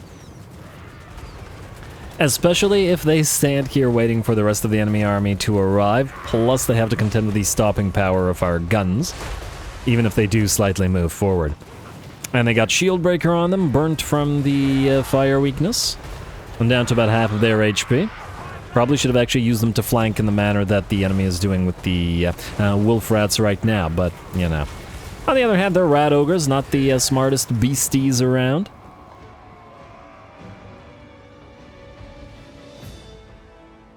Where's that bone breaker? Alright, and here comes the enemy at last. Gonna start firing away at them with our thunderers and with our shotguns. Always entertaining units to see. Alright, reloading and getting ready to fire. There we go. Not to worry, I know that the gun army is definitely a favorite, or just gun armies then tend to definitely be favorites, and I'm very much on getting these guys leveled up and fully kitted out so the army can function on its own rather than being like a quarter of an army right now.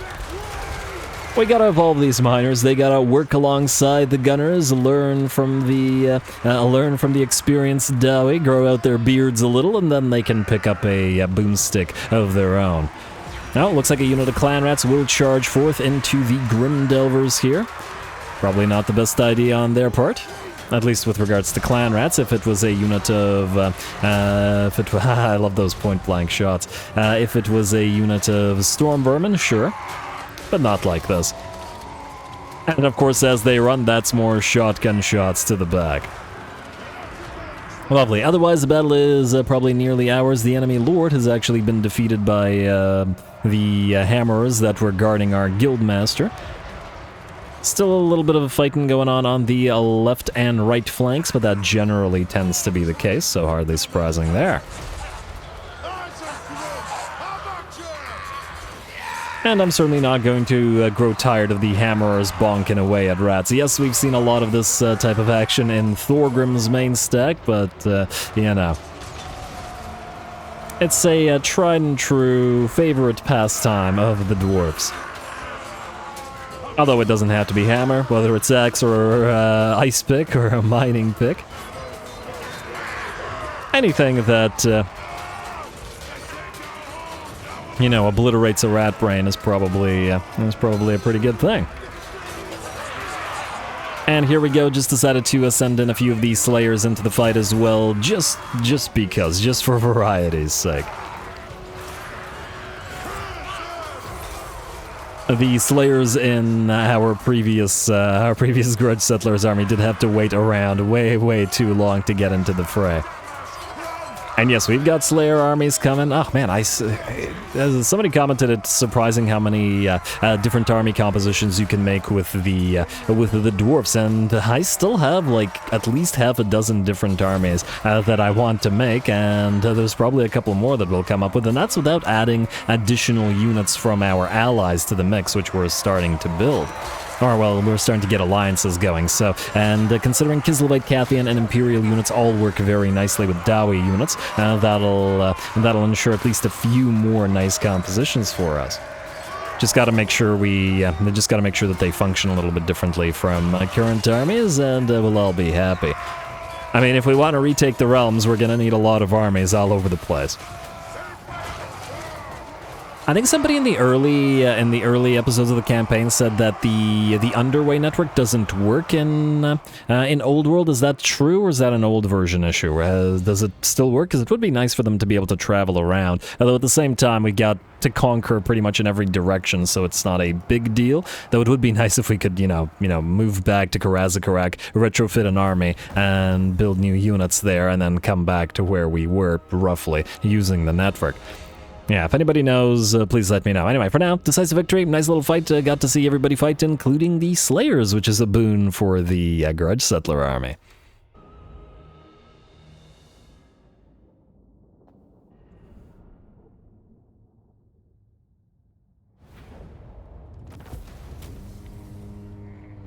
Alright, there we go. Easy little conquest, and at least this way we don't have to worry about the first army, the Grudge Settler army, taking severe casualties. Occupy the place, like so. Another stonemason on King Lun. He keeps picking up those stonemasons, at least King Lun, the 604th. Mad Rodent Grudge complete. Hey, a little bit of free cash, and that actually gives us enough to build that building that I wanted to build, which was in East Mad Dog Pass.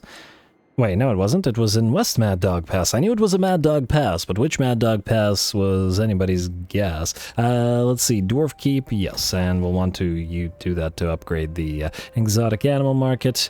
Might as well go for the granary, and that's it for the upgrades here, meaning you can switch to High King's Tribute and make us a little bit of that gold. Alright, obviously we're losing a little bit of public order in a lot of places due to the Confederation debuff, but as we go deeper and deeper further into the game, and to the campaign, that'll mean less and less. Ooh, we want to build the Bugman's Brewery. Oh. Alright, I guess we'll start on it next turn. It's gonna take 8 turns to build anyway, and it doesn't really matter. Although the 100 kegs that it provides will be nice, and frankly, the garrison here wouldn't be too bad either. Though this has enough Longbeards and stuff that I sincerely doubt anybody's gonna be able to do anything about this. Yeah, it's not like the place is going to be supposed to generate money. And you know what? Let's actually not collect the income here. It's kind of pointless because it's so little. Eventually, we might replace the mustering hall with a deeps here. Maybe. Granted, we want a lot of deeps everywhere, but anyway. Skip, and Garrison Lord not moved, and I believe that's all we gotta do this turn. Keep saving up that oath gold for at least a few more turns, because this is gonna be suddenly 3,000 gone, and we don't even have 3,000. Though I do want those character runes, it's not like we're not thriving without them. And end the turn.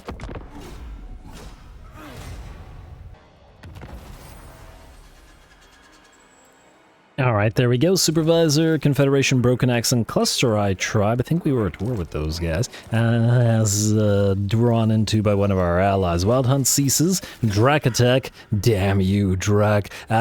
Where is this? Building damaged, and it's in Broken Axe Peak, which, doesn't really matter. Looks okay to me. Post-Drak attack and all. Alrighty, negative growth is unfortunate considering it's 47. But oh, this guy stuck around. Bad idea, all y'all. Real bad idea. Good for us because we then don't have to move that way, and, well, maybe if we can grab these two real quick. I really want to get the frickin' conveyor, but... okay, so... how do we do this? You can reach Spite Peak from here, which is also... oh, right, we gotta actually uncollect the income here briefly, mind you, and then swap out the Dwarf Tinkerer's shops for more Gorl mines. I mean, we could leave them here for now for the public... not for the public order, for the... Karaz, where is that? It's all the way out here. That's presumably the former capital of Verms. We are... near to the Sars of Morcaine, or Keepers of the Mountain, I don't know how I said that, Keepers of the Mountain by Nagashazar and Cripple Peak, which is out here, full of Clan Carrion. I don't know whether Clan Carrion can be aggressive in Old World. Or whether they're just a, non-aggressive faction like in, same kind of army? Game. I might fight this one between the episodes, or I might just give up and auto-resolve it because it's starting to become a bit of a hassle. Just to keep the, just keep this little army alive. It is decisive. It will actually kill the Slayers this time. Okay, we'll see about it. We'll see about it. Maybe I'll just fight it manually real quick. Anyway, it doesn't change the fact that we have to kill Mr. Feskett.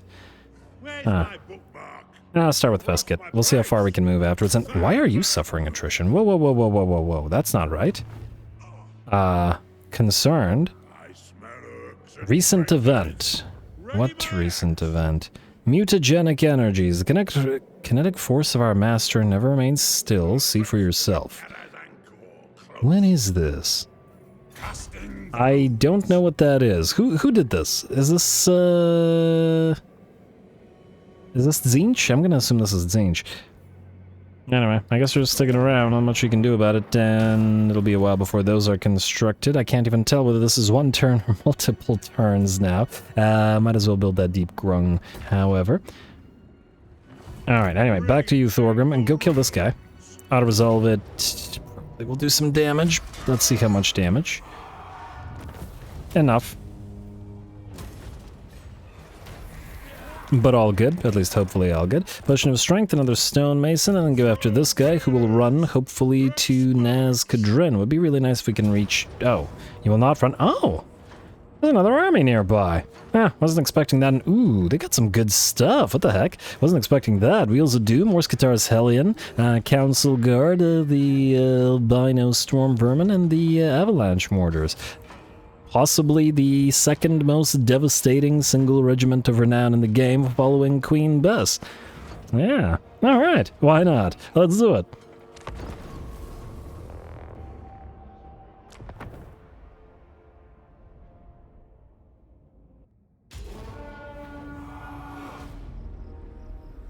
No, Dowie!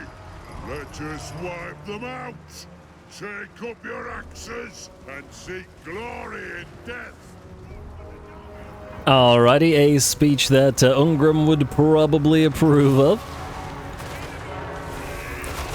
Although the glory will mostly be in the deaths of the Skaven here, I'd wager. Down go those avalanche mortars. We cannot have them firing even against the reasonably tanky hammerers, as, well, just a bad idea. What an insane unit. Ooh, the Wheels of Doom have... Do the Wheels of Doom have 3 models in vanilla, or is it 1? Well, they look pretty cool. They're not one unit, right? They're just moving together? Yeah, I think so. Oh, that's really neat. Oh, it makes me want to play Skaven just to get these guys to lead a Doomwheel and Doomflayer army. Plus, they look fantastic. Alright, Ruinous, stop cheering for the rats. This is not the right campaign for it. Anyway, down go the Wheels of Doom, unable to charge through, but the rest of the rats have made it through while we have been sniping the enemy. I believe Thorgrim has he already defeated the Morse Guitar's Hellion? There was a big old mutant rat ogre running around, and I think it might be dead already. But I mean, if a Hellpit Abomination doesn't have a chance against our single entities, I don't expect a mutant rat ogre to. Plus, I really wanted to see those Wheels of Doom. Anyway, giant piles of rats, as usual, in the midst of our line, looking like they're horribly outnumbering and overrunning the hammerers, but good luck getting through all that armor and the danger of those bonkin hammers. Plus, of course, all of our single entities. Funnily enough, by the time that we confederate Ungrim, Garagrim might be twice his level, which is gonna be pretty interesting. Alrighty, and of course our first Thunder Barge providing a nice support along the front line, dropping bombs upon the enemies below and firing away as it does. I just love watching these things. And they are stupidly powerful units, but at the same time, I don't feel like they're overpowered in the way that Dreadquake mortars are, in the sense that a Dreadquake mortar can basically win a fight by itself, because the AI is bad at dealing with them, essentially, and you could just, you know, Dreadquake half the enemy army from across the map. You can't really do that with the Thunder Barge, and the Thunder Barges are generally slow and a big old target as well, and they have to be getting reasonably close to the enemy as well, so I like them. Obviously, if you get like 3 in your army, then yeah, they'll just win most fights pretty much by themselves, but just the one as a command unit, funnily enough, the same thing I do with Dreadquake mortars and several other super powerful units, depending on the faction. I think that hits the spot. And still allows the rest of our units to fight. We're still seeing Gotrek and Felix, Garagrim and Thorgrim all fighting the rats. And not being overshadowed by all the other stuff. Much as I'm sure it irks the dwarves to thank the Elgi, gotta thank Imric for this this type of deal. Anyway, the enemy warlord or whatever that was goes down. There is still an enemy assassin running around and another army moving on in as well. Thorgrim is gonna chase down that assassin. Get back here. Oh, how fast is the assassin? I got 62 move speed. Does he? Oh, he has Strider as well. Ah, that's why he can outpace Thorgrim. That's without Thorgrim's speed debuff, though, as in without debuffing the assassin. And not to worry, one of our other heroes can catch him. Big old pile of clan rats and Skaven slaves move on in. Gonna send them all flying, or at least some of them flying and some of them exploding, and not in a good way, with a nice Rune of Wrath and Ruin, while Thorgrim continues moving along the main line and applying that Master Rune of Spite to everybody. Yeah, as soon as we get him his extra 15 to 25% speed, depending on if we just go with his red line or get him his and get him that other speed rune, he'll be faster than rat assassins as well, and will be as fast as cavalry. It's coming.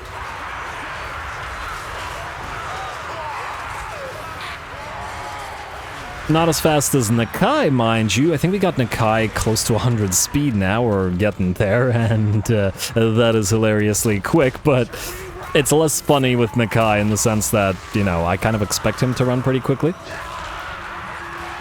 Whereas Thorgrim's being carried around by those shield bearers of his.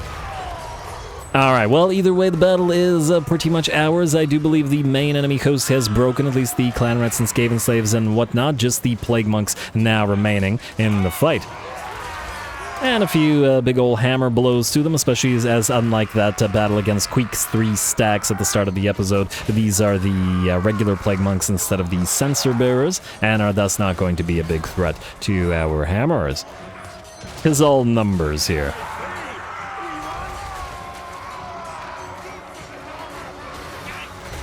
Alright, just watching those last units. And we also got to remember that our hammers will get stronger over the course of the campaign. We are mostly investing in the techs that give the economic buffs and just, you know, generally speaking, rather than the military buffs. We'll still be getting to those. So we still don't have a single tech thief on the map either, which is a little bit unusual, but the dwarven armies are really, as I believe I've said, they really need those engineers in a lot of the compositions, and oftentimes 2 rather than 1, and thus it's been a bit of a hassle trying to get engineers everywhere. And the engineers are, of course, the ones that steal tech, so we'll get there.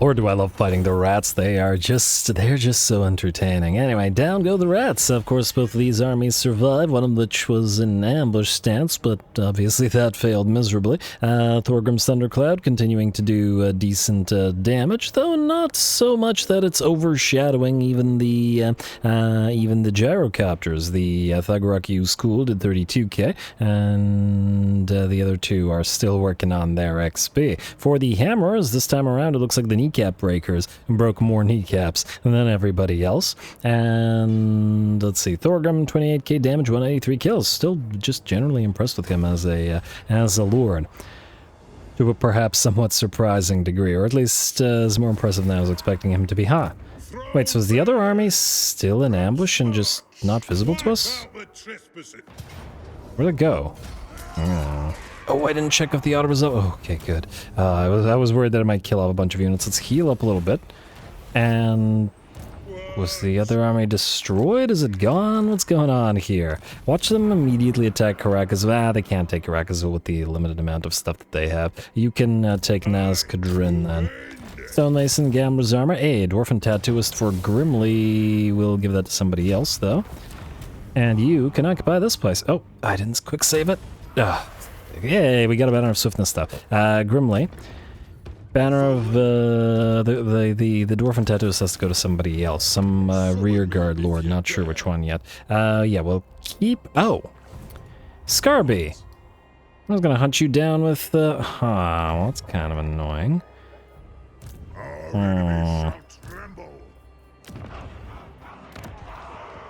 Most likely, he's going to go for one of the places that we can't reach. We can't protect them both. You know who I am. You can march stance up here and... Okay, go here to the edge of this territory, but not all the way to Cockatrice Hunting Grounds. It's going to be unfortunate to lose all of the public order here. Raiding.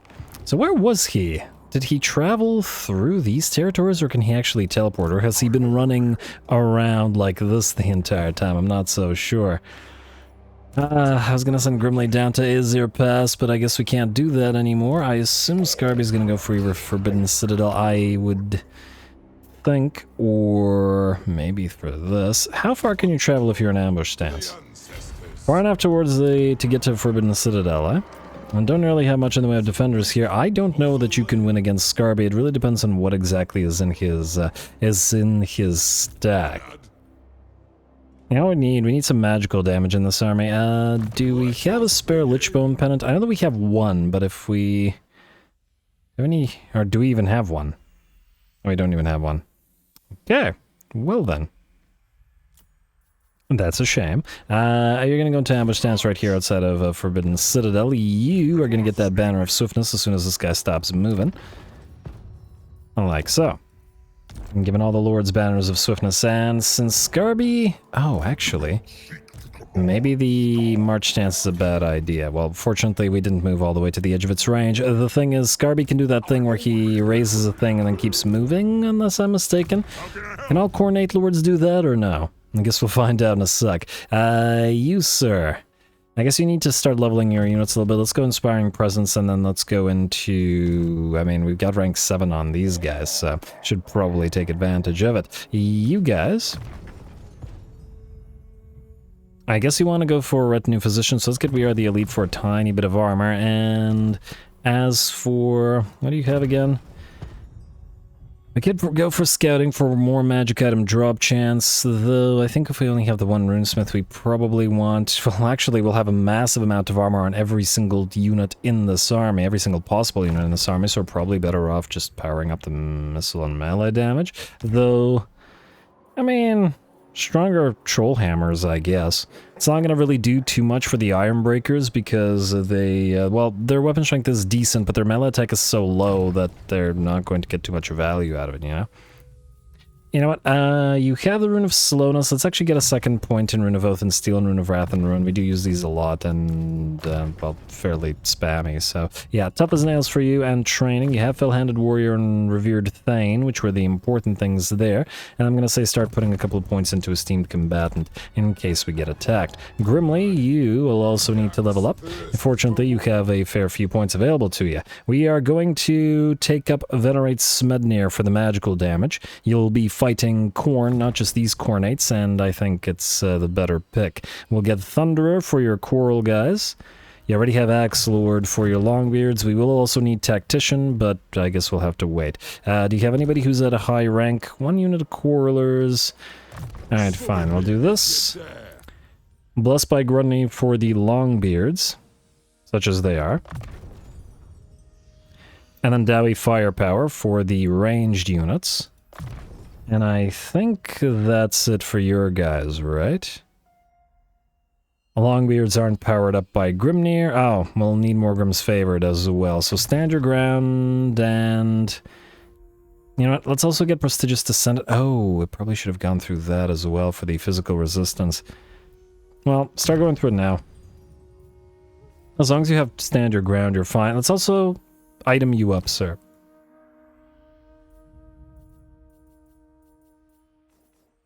You have your armor, you need a potion of healing, and you need a armor of fortune, like so. Dragonfire handgun is going to go into a fire army. Oh, right. It is not going to go into the first fire army because it already does fire damage, so that'll be saved for a different army. Anyway, we have the Rune of Fury on you and the Rune of Fear, which this army still has plenty of, and the rest of the stuff I guess is fine as it is. Nothing else here would be helpful ancillary-wise unless I'm mistaken. Just double-checking, but gotta prepare for Scarbrand properly. He is a bit of a menace, and he will cause us to go into Rampage again, so there is that to consider as well. Alright, well, let's see. Thane? Good. Let's get you Fell-Handed Warrior. Oh, wow, you have been leveling for a oh, right, the Thanes are all transferring XP to each other, so they should all be, well, the Traumac Thanes, anyway. So they should all be leveling quite nicely. Let's get you Tough as Nails, Esteemed Combatant, in case you get attacked. We should maybe go through Revered Thane, so let's get you... either Unfaltering or Inherited Arms. This will make you tankier, but you're already so insanely tanky that this might... Well, this makes you tanky and helps the Lord, I guess. Although the leadership admittedly isn't all that great. Inherited Arms into Revered Thane, and then we'll max out training because, well, we need to be training up this army. Runesmith, well, you've got a fair few points as well. Let's get you Rune of Hearth and Home, Wardbreaker, Renowned and Feared, Renowned rather, just Renowned, and then we could maybe, wait, you know what, we could use the Rune of Slowness specifically against Scarbrand. Slow him down, knock him out of the sky. Probably a decent choice here, and then I guess we'll go through Retinue Valet into Retinue Physician afterwards. Alright, good enough. Let's hope you guys survive his attack. He is worth a lot of grudges, though. Why is he worth so many grudges? Gained Acts of Aggression. Is it from the raiding? Huh. I don't think anybody's been worth anywhere near this amount, which is nice for us. Anyway, I'm gonna... Oh, right, we can build engineers here now. Oh, beautiful. Entrenched. Harazi and Metal Slinger. Definitely the entrenched guy for Mr. Grimbrindle. And let's see, we have... Well, we don't really have fire damage in Grimly's army. Though, funnily enough, wait, are Trollhammer torpedoes fire damage or are they regular damage? They... Huh, they do melee attack and fire damage, but the regular damage is not fire. Though we will have Iron Drakes in the army, so Harazi isn't a horrible idea, though on the other hand, if we get guys like this, we could just give them fire damage buffs in the form of the Dragonfire handgun, and there you go. Now they have Flammable as well.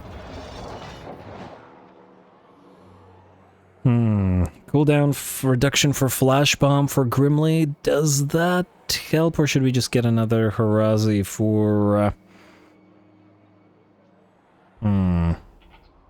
Gromby? I'm almost tempted to say we should wait for another couple of turns and then see if we get better ones. I don't really care for the bonus armor-piercing weapon damage, because who cares? I just kind of wanted to get one on the field, but I think we can afford to wait at least a little bit. Now, somebody down here is missing a Thane. You don't have a Thane, Finn. We need to get you one. Can we recruit Thanes here? We cannot. I know that there's a Traumac available. You have a Thane. You have a Thane. Do you have a Thane? You do have a Thane. Okay, so where is the nearest available Thane structure? There's one here at Black Crag. Okay, so I guess we build one here and then travel you down to meet up with Finn? Finn? Yeah. Alright, let's get you. Thane, Traumac. Lovely. Alright, we got one moving in with Thorgrim as well. Alright, Joseph of Zorn. See you again, sir. We could go immediately after Clan Krizor. The thing is, we have to move through their territory, essentially, to get to the Moon Howlerz. We could also potentially ignore them. Let's see how many territories they have. Clan Krizor. Where are Skaven? We should have them visible, since we just met them. They have 2. Huh. Okay, so I presume it's the ruins in this territory here in the Graves of the Dragons, which I guess we could pick up just to... I mean, it's not bad. Alright, fine. Let's go to Krizor Stronghold Lair. We are a little bit damaged, but I don't think they have a chance against Joseph of Zorn anyway. Let's see what we got here. And, okay, I really wish that the game would actually let you see whether you should declare war on or not. I mean, we should, but I just wanted to see what's in here. Is this a field battle? It's a field battle. Oh, yes, 2 stacks against Joseph in the field. Oh, this is what I wanted. It's everything I wanted. Okay. Nobody panic. We need to buff up the flame cannons as a priority, so we'll go rally into Dowie firepower. Now, favored by Morgrim. Morgrim's favored. Missile strength and reload reduction for those flame cannons, and we'll get Dowie firepower next. It's just that right now we don't have enough rank 7s to take advantage of it. Thane, fell-handed warrior please, into spoils. Make this battle worth a lot. And let's see. I can't quite reach Revered Thane here. We could get We Are the Elite, but it's not a huge deal. Experience gain for units. We do need experience gain. You know what? Let's max out the experience gain in this particular battle/army. We Are the Elite isn't going to be super useful in this particular location simply because it's Inherited Arms. What was I saying? Oh, because it's a ballistics calibration again. And I honestly forgot what I was saying. Too bad. A requisition, I guess. We do want to increase mobility as well, though. We'll be heading southward, but much ammunition for our fire units as we can. Yeah. Deadeye, ballistics calibration. I'd love to get the Barrackvar handshake, or not Barrackvar, the Grudge Raker and the Cinderblast Shell, but at the end of the day, the Cinderblast Shell has fire damage ability, but again, at the end of the day, ballistics calibration will mean more fire damage dealt to everybody, so, you know. Requisition, and then lastly, the Runesmith. You don't have Rune of Slowness, which, well, probably don't need. I think we just go straight through to Retinue Physician. Yeah, alright, we are the Elite Retinue Physician, and I believe that's it. Oh, gotta remember to get the bonus armor with you, because, wait, you're not Zaki, are you? No, you're Karaki. Yeah, that's fine. Hello, Krizor, you are currently at war with the Knights of Kalador, who we are possibly going to be at war with as well because of the Great Grudge. Declare war. Call our allies, not for this. I don't want them to say no. Oh, actually, that reminds me, before we attack directly, encircle this. I just want to see whether we have any kind of missions from our allies, which we do not. A shame. Oh, I scored. We don't have enough allegiance with anybody but Boris yet. Ooh, Boris, you've completed your dwarf outpost. This is very good. This is very good, Boris. You have done a good thing here. We'll have a new army up and running soon, then. I just want to see. You know, we'll check it later, though.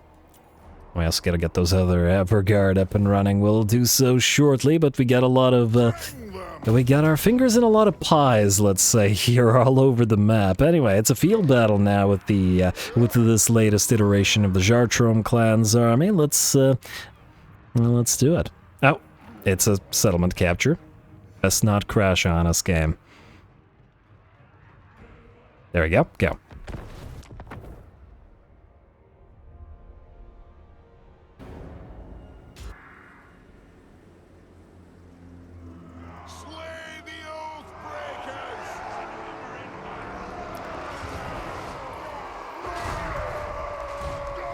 Alright, here we go. Glory to the Jartrom clan who will expunge the sins, well, maybe not sins, or the shame of some of their ancestors with, well, with rat corpses. And this is the way to do it. And they look pretty happy about it.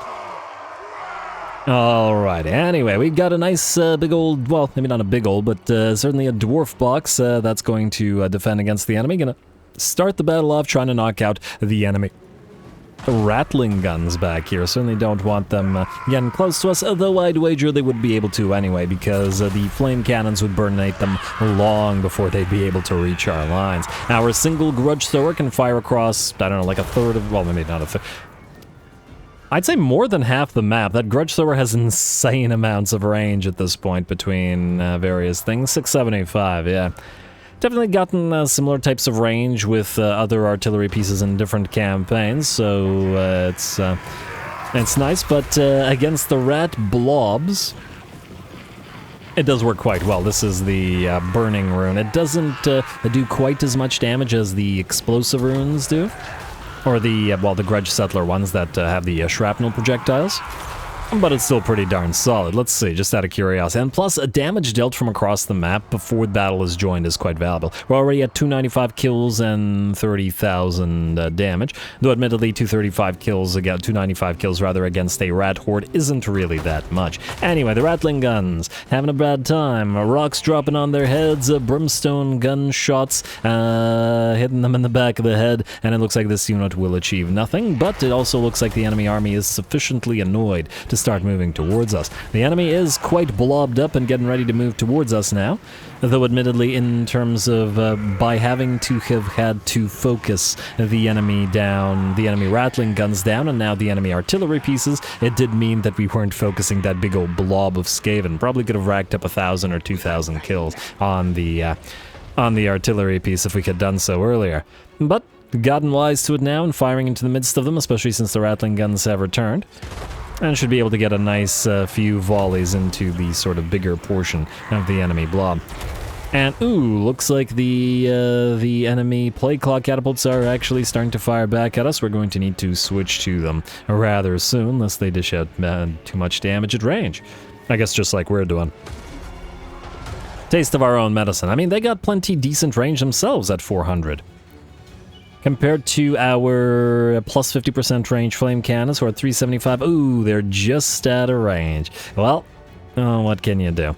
Wars of Dragonfire Pass have 10% physical resistance, tons and tons of fire resistance, but no missile, unfortunately. Oh, somebody remind me to put the Banner Eternal Flame on Finn. I've been meaning to do so, because it's better on him to give him fire, or on Finn, on Joseph of Zorn. I'm confusing our two Overseer Guildmasters, because without the banner, he doesn't do fire damage. And he's usually near the main line anyway. And it's not like the Warriors of Dragonfire Pass don't already do fire damage. Granted, he doesn't benefit really from the weapon damage, because it's only main weapon damage, or as in melee weapon damage and not missile weapon damage, but oh well. Anyway, a bit of an artillery shootout happening now. We've had to switch to the Plague Claw catapults. The enemy Lord has been defeated. It was a Gracier of Ruin, so we certainly couldn't have it casting the Howling Warp Gale at us through the course of the battle. And just too annoying to deal with for the flyers. Plague Claw catapults are out. They still have 4 of their artillery pieces, though, so if they come back, they might be able to start firing again. Let's take a look at that Grudge Thrower, having run out of half of its ammunition, up to 543 kills now, and 54,000 damage. And the rats still have a fairly long way to go towards us. There we go, a nice hit to the enemy blob from our Zufbar 42 pounders as well. Don't usually get too much value out of it, but you know what, similar to the Grudge Throwers, specifically against the rats, and, well, the Greenskins as well. It really depends on which faction. You get more mileage out of both the Grudge Throwers and that cannon ability. Against something like Chaos, with the massive amount of armor and resistances they have, neither of those really do too much. Which means some of our armies, like Grimly, as we saw in that Cornate fight, are probably going to have a little bit of a difficult time against them, but that'll keep it nice and fun and dangerous for them. Anyway, the enemy has finally drawn into range of the Jartrom clan's favorite artillery pieces, the flame cannons, and are going to start burning as they approach, cresting the kill and taking flames to the face as they do. And they are nowhere near yet in range of our Iron Drakes or our units of Drake guns. Still, while we may burninate a lot of rats this way, there's plenty more rats where that came from. Kind of been the theme for this campaign so far, but I guess that's generally speaking the theme, if not just for the World's Edge Mountains, for pretty much the entire world.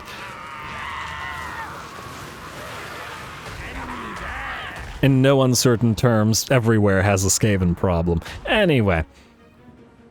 Fortunately, they don't exist in the Empire, so no issue there. Anyway, that looks like some shots from our Drake guns now. I think they do look a little bit different from the shotguns of the Grudge Rakers.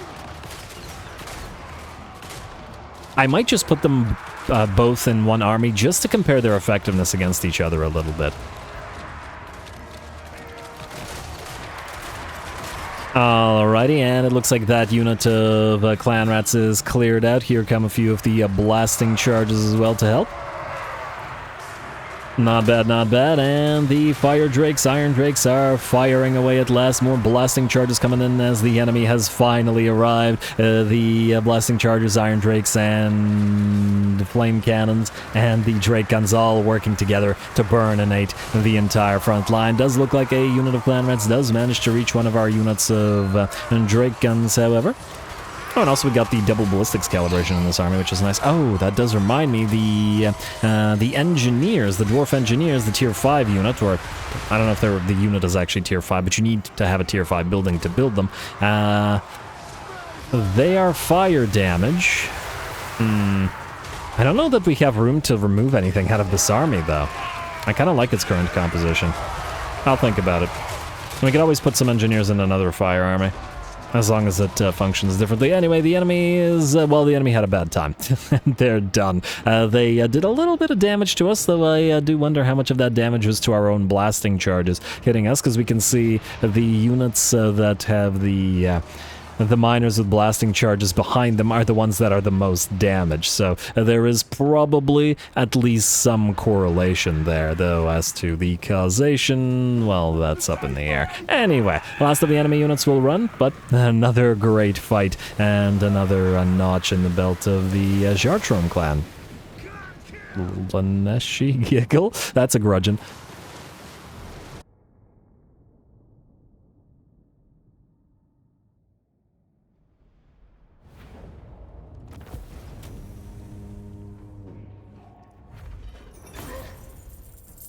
Guys, help. I think I'm starting to feel bad for the rats. They're not having a good time in this campaign, not at all. But, well, we certainly are. Flames of Hurricane, Grundedrax Billow, hovering between 40 and 50k, 655 and 739 kills. Looks like Needlelight and Old Sootbeards did pretty darn well. I don't think we've got any... Okay, we got one. We got one suggestion for Drake guns so far, so we'll need a few more for them. And yeah, looks like the gyrocopters, brimstone guns did well. Decent bit of damage out of the various minor units. Funnily enough, not so much on the minor inconveniences as they were behind the Warriors of Dragonfire Pass, which kind of took the brunt of those hits. Ooh, that reminds me. Wait, occupy the place and no, crash. Beautiful.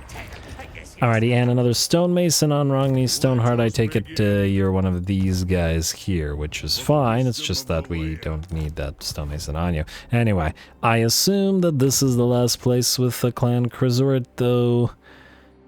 Skaven corruption is going down. There are no further ruins here. And this is vampiric corruption. This is Moon Howlerz territory. So they have to be here, right? Unless they're across in Nimric's territory, but I still think we should probably try to grab this. It's golden idols and gemstones and oath gold and money and tusks on top of that, which is a little bit of research and oath gold as well. If these guys don't declare war on us in the next couple of turns, we should be able to make it up down there and then make it back up northward as well. Also, since the Lost Archway of Valea didn't get attacked by the rats, it means that Snorri Morgrimel is able to move back down here. I guess not in march stance because we can't trust it. You can move in march stance, though, because you'll be right beside him. And start to get ready to menace Mr. Arbal. Ooh, Arbal's territories are worth barely anything, though, which is a bit unfortunate. Also, how many turns until Malachi's up and running? Just the one. All right. Nearly there. What do we have here? Rear guard, half hand. Any levels on the rear guards? No. You are waiting. Now the rear guard, Braun, Hammerfist. Was it Hammerfist? I don't know.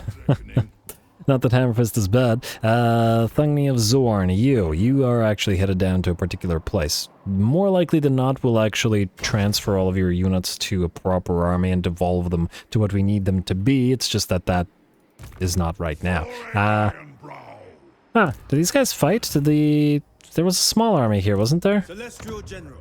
I mean, we would have a benefit of capturing the challenge stone in order to trade it for these territories so that we can max out our province.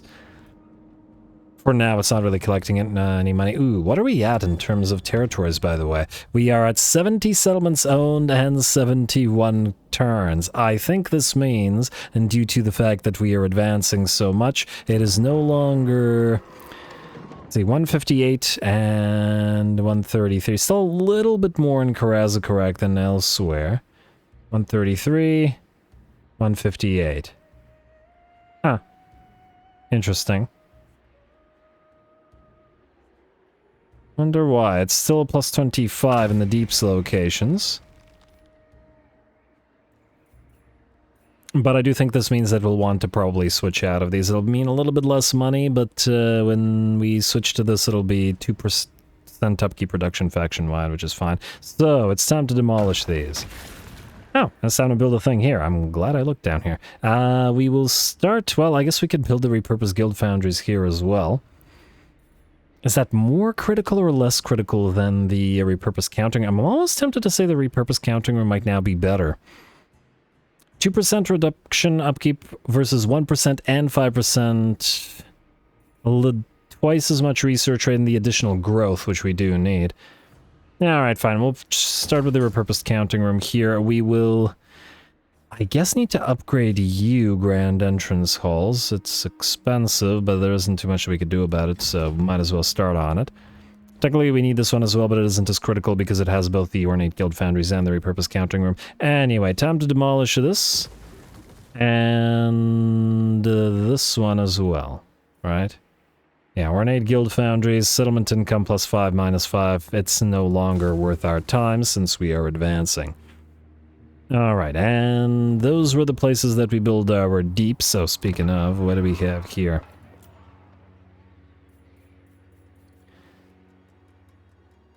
This is still very expensive. Wait, oh, we're waiting for this to come up. Alright, maybe we'll wait. There are probably other territories where we need to invest. Also, do we need to move anybody else? Any other lords?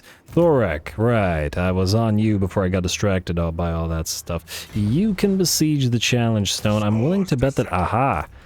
They're running. I'm willing to bet that these guys will sally out and attempt to fight you, and, I mean, there's a lot of Chosen and Chaos Warriors, so it'll be a toughie. Either way, we will do this. We will get the Rune of Burning on the Grudge Thrower, and we'll see what we can do here. Should probably level these guys while we're at it. Alright, Runesmith 1. Karaki. I mean, one of you can do hardened armor and one of you can do sharpened weapons, assuming that this one doesn't already have either one of those. Oh, you're Zaki, so you should have... Well, technically, you're all going to have one of each. So, you, since you're Zaki already, can do scouting. But also Forge Fire. We should get that up and running immediately.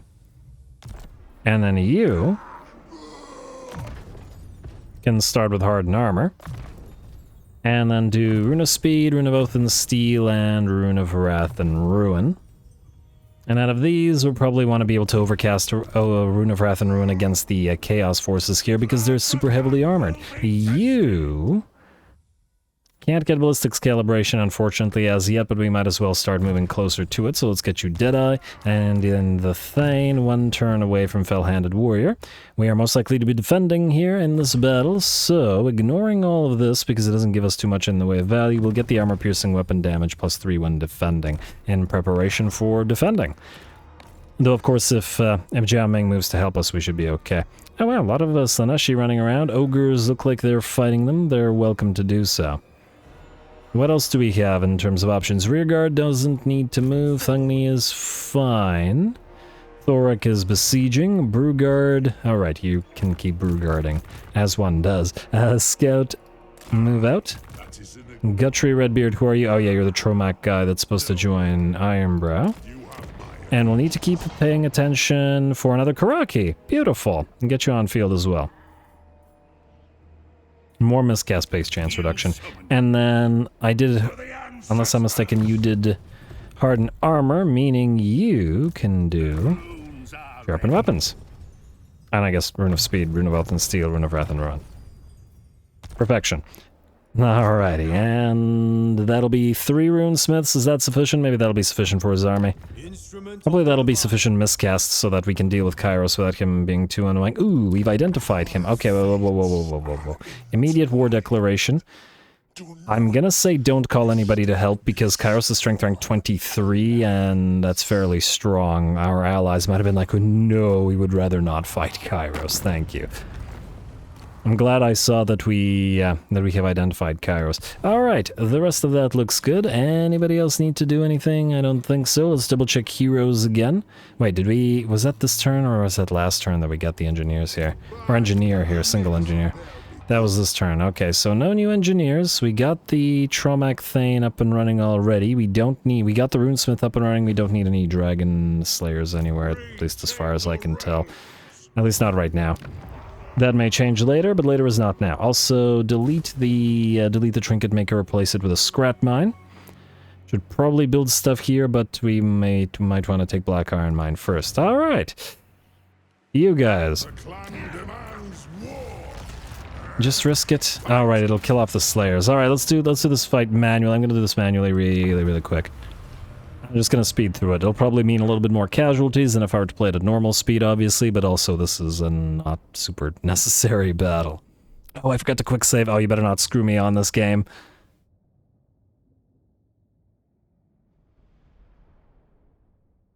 It would be unfortunate. Alright, come on now. There we go, and oh, this battlefield, ugh, terrible battlefield. This is not one you want to be on this side. They got the good side, we got the bad side. Shame, but what can you do? There's no real decent deployment positions. Oh, I guess we're actually going to take some damage here. Alright, fine, fair enough. You guys go here then. In a blob, just gotta make sure that you can knock out the enemy artillery piece. You guys will attempt to fire at the enemy, but will probably have a difficult time due to the nature of the terrain in this particular territory. You archers, quarrelers, will be behind them. We'll have our single unit of dwarf warriors out front like this. You guys, wider formation. You blob up. You know what? I don't like that. Let's move them a little bit closer together. The Grudge Rakers aren't super worried about it, as the regular Thunderers would be. Although there is a unit of regular Thunderers in here as well, but, you know, gotta do what you gotta do. You can move like this. You can move like this. And we have one more, I believe. Like so. Actually, like so, because it's on the flanks there. Probably actually want to move you like this, and you like this, as well as the enemy will still try to get around us as they do. You can be out front. You do have that Rune of Explosion. If anybody moves towards you, you guys can... Okay, I forgot one of you. Be behind the rest of the line. And... Oh. What the heck? Did I... 1, 2, 3... Oh. Moved you to the wrong place. In fact, you should be kind of in the center. So let's move you here. Let's move you here and hope that you can still fire. Alright, you all, minus artillery, are going to be group 1. Group up. Turn off skirmish mode. You are going to be group 2. And you guys are going to be group 3. Alright, I think that's everything that we need to do since it looks like the other armies aren't joining us. Let's put you in guard mode, start battle, let's have you immediately attack the plague claws, let's have you guys move up here in the hopes of positioning yourselves such that the... There we go, the units of shotguns can actually fire. We'll see whether they can or they can't. It's still kind of meh. Positioning-wise, but it is what it is. Alrighty, what do we have here? We have Poison Wind Globadiers and Poison Wind... Yeah, okay, those are the guys that we have to deal with. I'm gonna be under fire a little bit, but it's inescapable. Alright, let's make sure we knock out that Plague Claw Catapult fast as we can, then immediately, as soon as it's out, switch out. Alright, they're gonna fire on us, we're gonna take some damage, but again, not much we can do about it. There we go. Done that. Now, you switch to firing upon the Death Globes. You guys switch upon the Poison Wind Globadiers. And see what you can do. Speed it back up. Alright, fire away, fire away, fire away. As soon as the enemy Death Globes get close, you, Quarrelers, need to fire upon them as well. And turn on guard mode so that you don't screw up. You have a rune of speed, so as soon as the enemy closes the distance, you'll be able to move on in. You are not in march stance. I'm just gonna wait, I guess. And is the artillery back? It is not. We're still okay. Looks like the Death Globes might be able to draw close enough to actually fire upon us. Do we have our regular Thunderers? Yeah, looks like they're busy. Alright. And maybe turn on guard mode and then take a shot at the death globes here. It's taking a little bit too long to knock them out, but hopefully it'll be worth it. Got our reinforcements on the field, though I fear it'll take a little bit too long for them to get here. Try to rush over here nonetheless. Enemies have arrived, meaning you can at least pop a few units into the bonus damage stance. Probably going to suffer more damage on our miners than anything else, but hardly surprising here. Alright, death globes are out, or wait, poison winds are out, death globes are still in. Alright, you guys switch fire to the range enemies, right here. Oh. And then I see the enemy plague claws have come back, so the cannon will need to fire on them. Alright, everybody else is okay. Grudge Rakers are firing in melee as they're supposed to do. You get ready to pop off the Master Rune of Immolation like... oh. Master of Rune of Immolation like so. We rarely see this one. Nice explosion, I gotta say. Aptly named Rune of Immolation. Let's also pop the rally just in case... oh. Cannon, come on. Don't let those guys fire.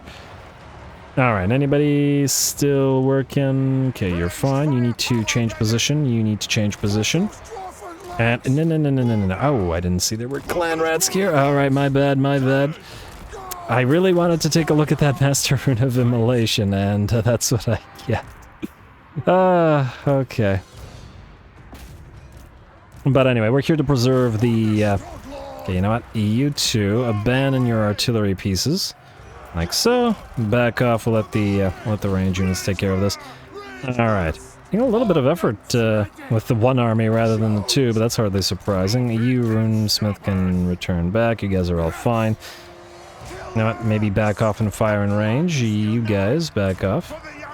You're firing, you're good. We need to back off the units of Thunderers, though. And then we need to send the Dwarf Warriors this way. Oh, actually, no, they need to keep distracting the enemy Lord because we can't deal with him with our own Lord. Alright, that's fine. Like so. Artillery pieces, just keep backing off and maybe back off towards our own other units. You can keep firing, however. Alright, and send these guys in, including the units that are routing. We don't really care about the this army's casualties here, because there's no way that the enemy can capitalize on this in any way. And I still wasn't going to deploy out here, because that would have been terrible. It's just such a hassle to move through the piles of enemies. Anyway, keep backing off. You guys are good. You guys are good. You can rally these units. As long as the artillery crew is fine, I'm fine with it. Frankly, this is a bonus opportunity for our units to get a little bit of extra XP that they wouldn't otherwise have. As in the units that were supposed to evolve anyway. Okay, I think it's time to abandon those artillery pieces and move away as well. Okay, you guys... good. Alright, the miners are mostly shattered, but, you know, I mean, they're tier 1 troops, of course the miners have shattered. Ooh, another explosion ready. Okay, I want to watch this again. I don't care who gets charged while watching it. There we go, very nice. Looks cool with that background, too. And, ooh, okay, whoa, okay, we don't actually want the Grim Delvers to die, we just want them to rack up XP. Move through this and then get ready to pop off that smoke bomb. Soon as another unit is in range, good. Alright, and then back off. Alright, artillery pieces look to be safe, we got the Slayers arriving and the gigantic pile of hammers getting ready to move on in. Don't bother backing off towards them. Anybody sufficiently damaged that we are concerned about you? Not really. You guys regroup here. Alright, and our Lord's still fighting in melee, so are our Quarrelers, but that's just fine. Miners, we genuinely don't care about what happens to. Quarrelers, you can back off or allow the Grudge Settler Slayers to replace you a little bit. Miners, you're fine. Frankly, we might actually delete you if we want to use the new locations, buildings to actually build units. Ooh, you can reposition and fire into the flanks of these guys. Alright, anybody else? Oh, we also have a flame cannon on field. You guys move here. Keep regrouping. Any more explosions? Not right now, but keep an eye on it. Where'd that Lord go? Kinda lost him. Oh well, not a big deal. Alright, just keep on moving the blobs. Ah, there he is. Is that the Lord? Yes, indeed it is. Alright, you and you together fight him. Let's activate that Rune of Speed on everybody here and bump up that, well, speed, as well as the damage, and I think the battle is pretty much done. Make sure those poison winds die, though. I get the second time. Alright, anybody here is range, that's you and that's you. You guys get in front of this, you guys get behind them in case anybody charges us, same with you. Alright, the rest of that is good. Warriors flee, irrelevant. Nobody sufficiently damaged for us to care. And I believe that army will shatter. Yes, yes, perfect. Alright, bit of damage on our first army and otherwise irrelevant. Like I said, if we had auto-resolved it, it would have taken about half of the HP off of the Grudge Settler army, which can't heal itself. This army's damage will be healed up anyway. I gotta remember to get these guys the Thane. We did get him on field, but he does have a long way to travel. And yeah, and until this army actually gets its cannons and its organ guns and the other stuff that it wants in the army, I really don't care about what happens to the troops. They're just here to earn free XP.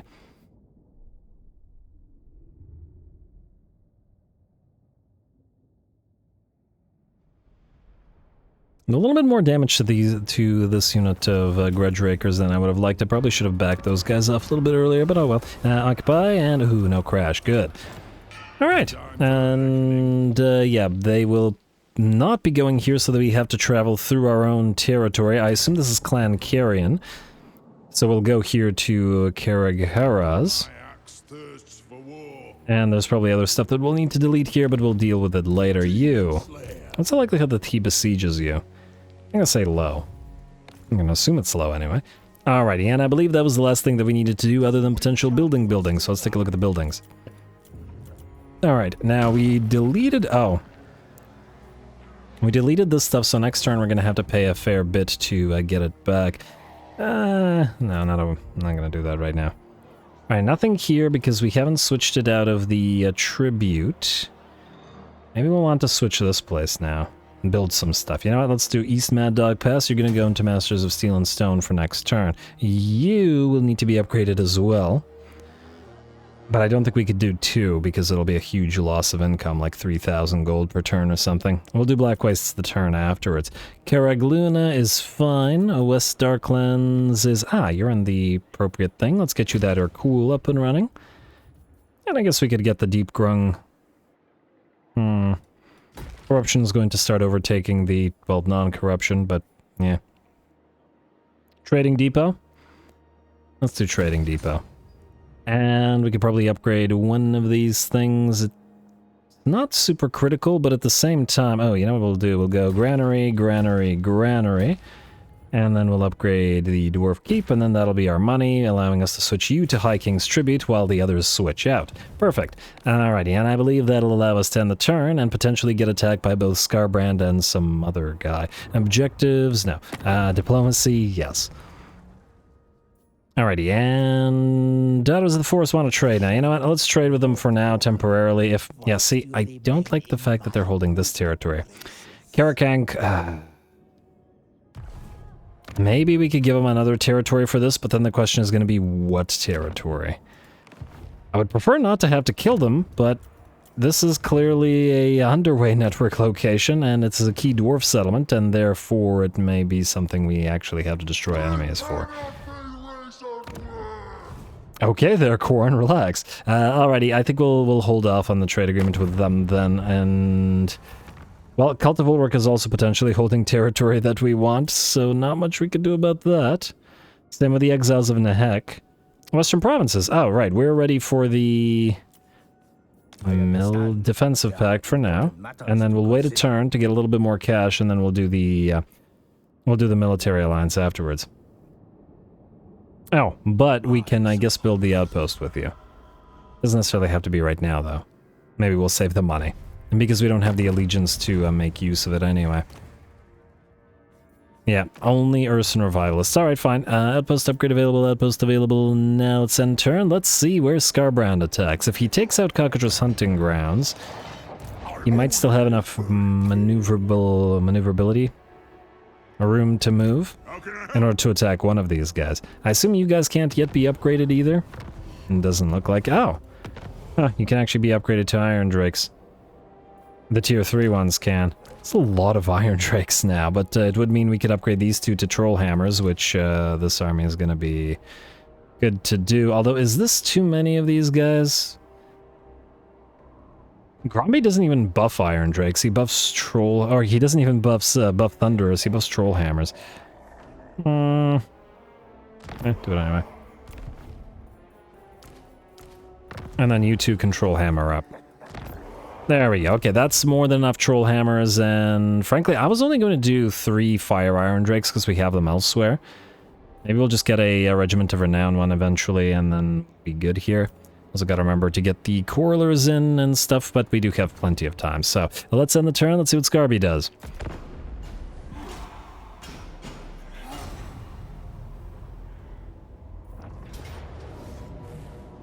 Alright, that was quick. Looks like he moves first. Scarby has discovered the army of Grimly Coral Seeker. Can Grimly win this? I don't know. I don't know, but I would like to find out. The Blade of Corn... Okay, he can't summon Bloodletters. The problem is going to be Scarby himself. Let's see what his... got 20% physical resistance. We have no magical damage in this army. Should be interesting. Let's do it.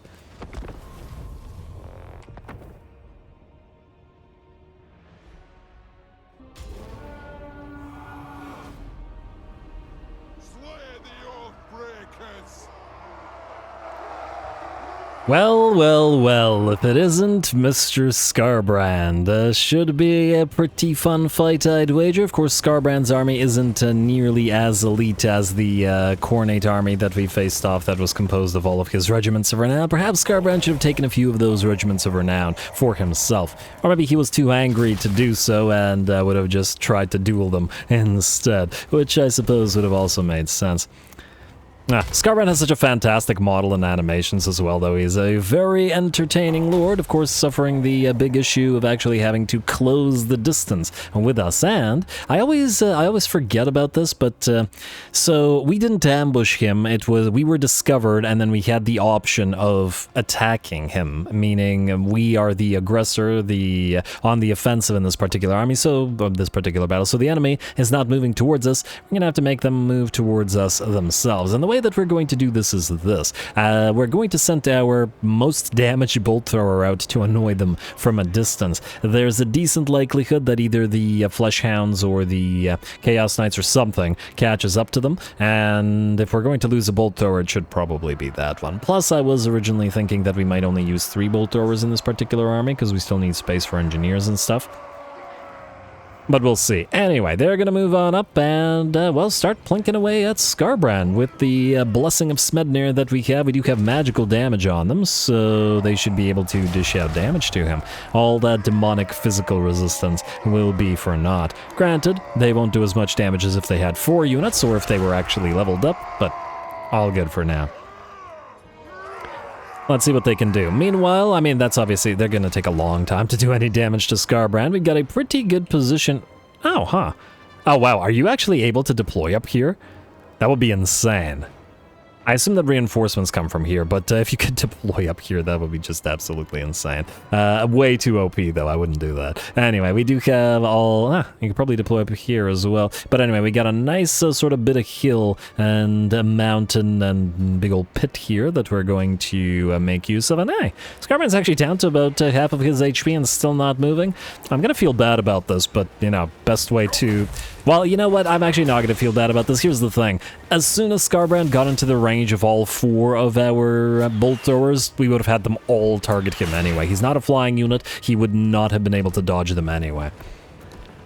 And so, yeah, I think regardless of how we played this, there's no way Skarbrand would have actually closed the distance with our army.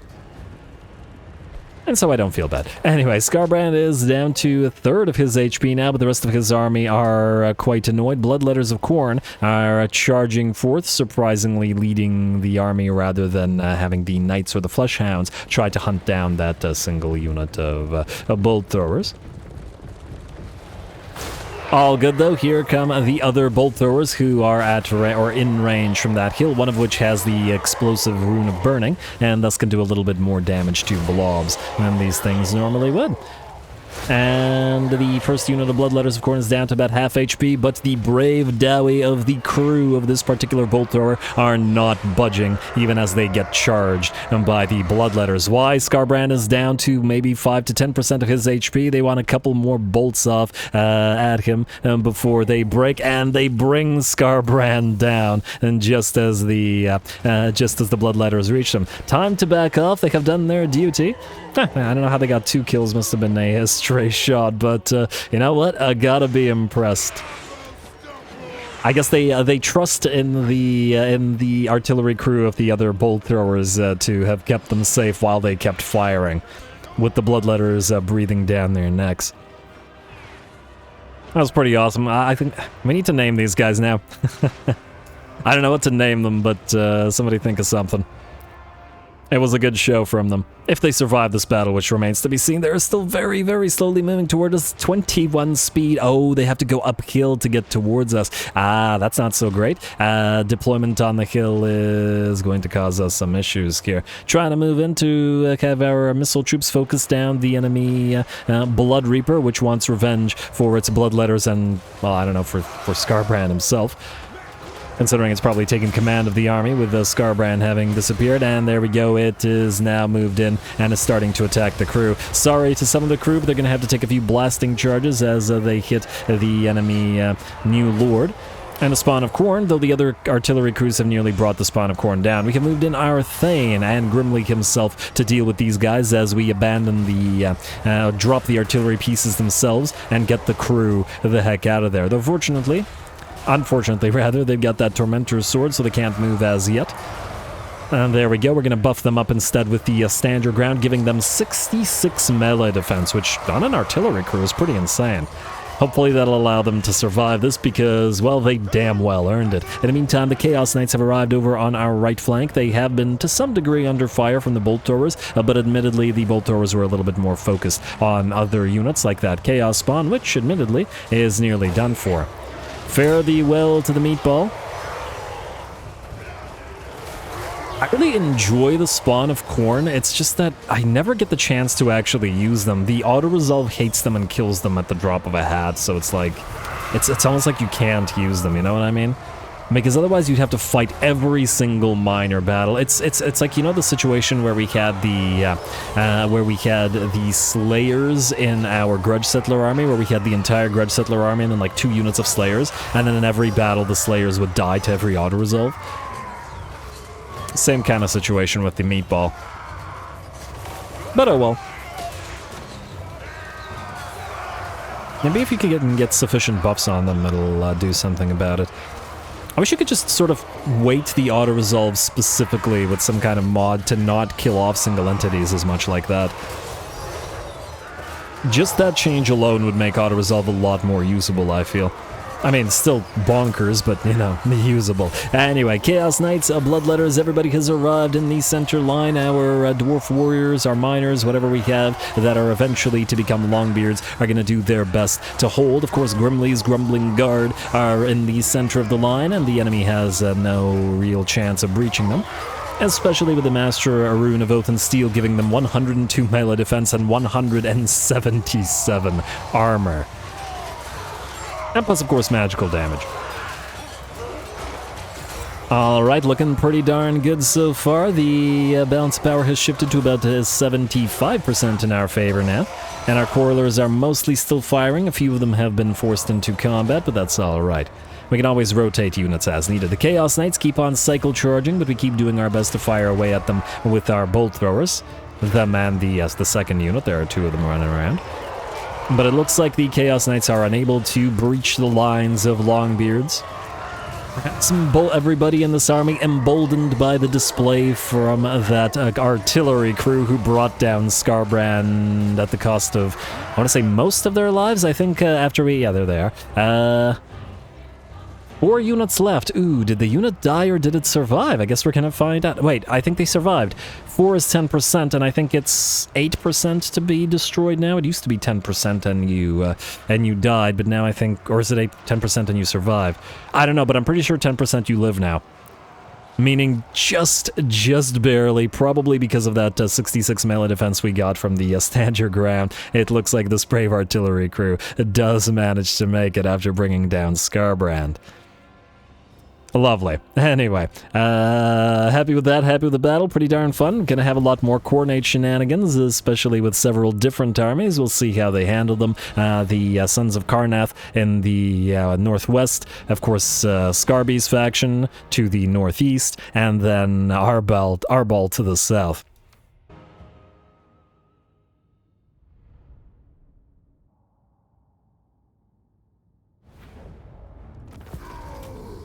Alright, there we go. Skarbrand was admittedly being very silly there by not immediately rushing to attack us, though admittedly there was no way he was actually going to close the distance with us because we have magical damage dealing bolt throwers, and enough of them to ensure at least he went down, but it did allow his Chaos Knights to close, and the other units came very close to wiping out the bolt throwers that were focusing on Skarbrand, though admittedly they did start with 3 units rather than 4 in the battle, generally speaking. We got solid amount of cash for our trouble, 4,000 gold, I'll take it. And the Caragrill bows vastly outdid all the other range units by the looks of it, by a huge margin on a lot of them, so I guess the name certainly gave you a lot to work with. Alright.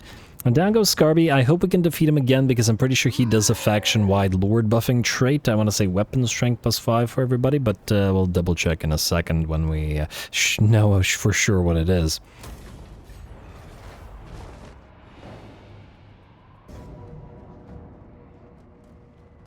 Hey, these guys will attack us just like Skarby did, and they brought some reinforcements in tow. Can Thorek win this one? I'm very interested to see. That's a lot of shielded chosen, and unfortunately we don't have the shield breaker variant of grudge settlers.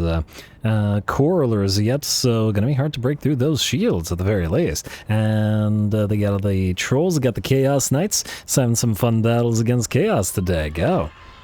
Man, we are super out of time, but go.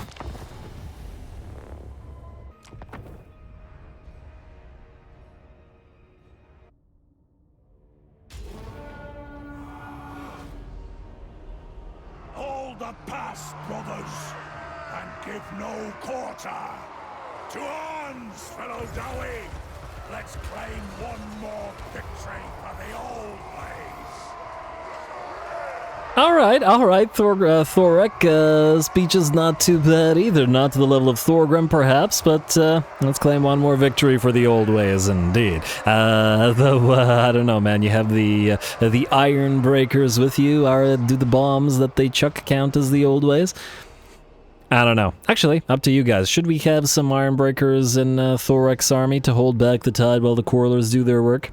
Certainly something to think about. Anyway, for now, we got a fight on our hands, and I'd wager this is probably going to be the most difficult fight of this episode, and considering we had a lot of rather interesting fights, some of which we came close to being heavily damaged and overrun. In fact, we were heavily damaged in some. This should be pretty darn interesting. We, as yet, just don't have enough damage, don't have enough armor piercing to be able to easily deal with the sheer number of heavily armored Chaos troops like the Chosen A, and B, they still have plenty of fast movers and, well, just generally outnumber our army.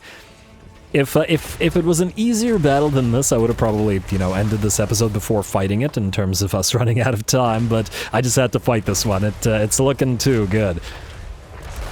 I mean, look at these Chosen and stuff. They've been under fire for a minute and a half straight. We've done half HP damage to one unit. And that's pretty much all of our artillery resources invested in that. That is not enough. And we got about a quarter damage to a unit of Chaos Warriors as well from some splash damage. But yeah, nowhere near enough. It means that, well, most likely all of our Coralers are going to be forced into melee action. I can certainly see that happening here. Still, we got a nice kill to I was watching the artillery come down and I missed the Fires of Chaos' second use. We dodged the first one, but the second use will come down and hit our Coralers. Yeah, we definitely need 2 engineers at minimum in this army with, you know, the actual buffs. We have 1, but he doesn't give the triangulation or anything as yet because he's not the right type of engineer. Yeah, we need all of these guys, these quarrelers buffed up in terms of their damage desperately in order to be fighting armies like this.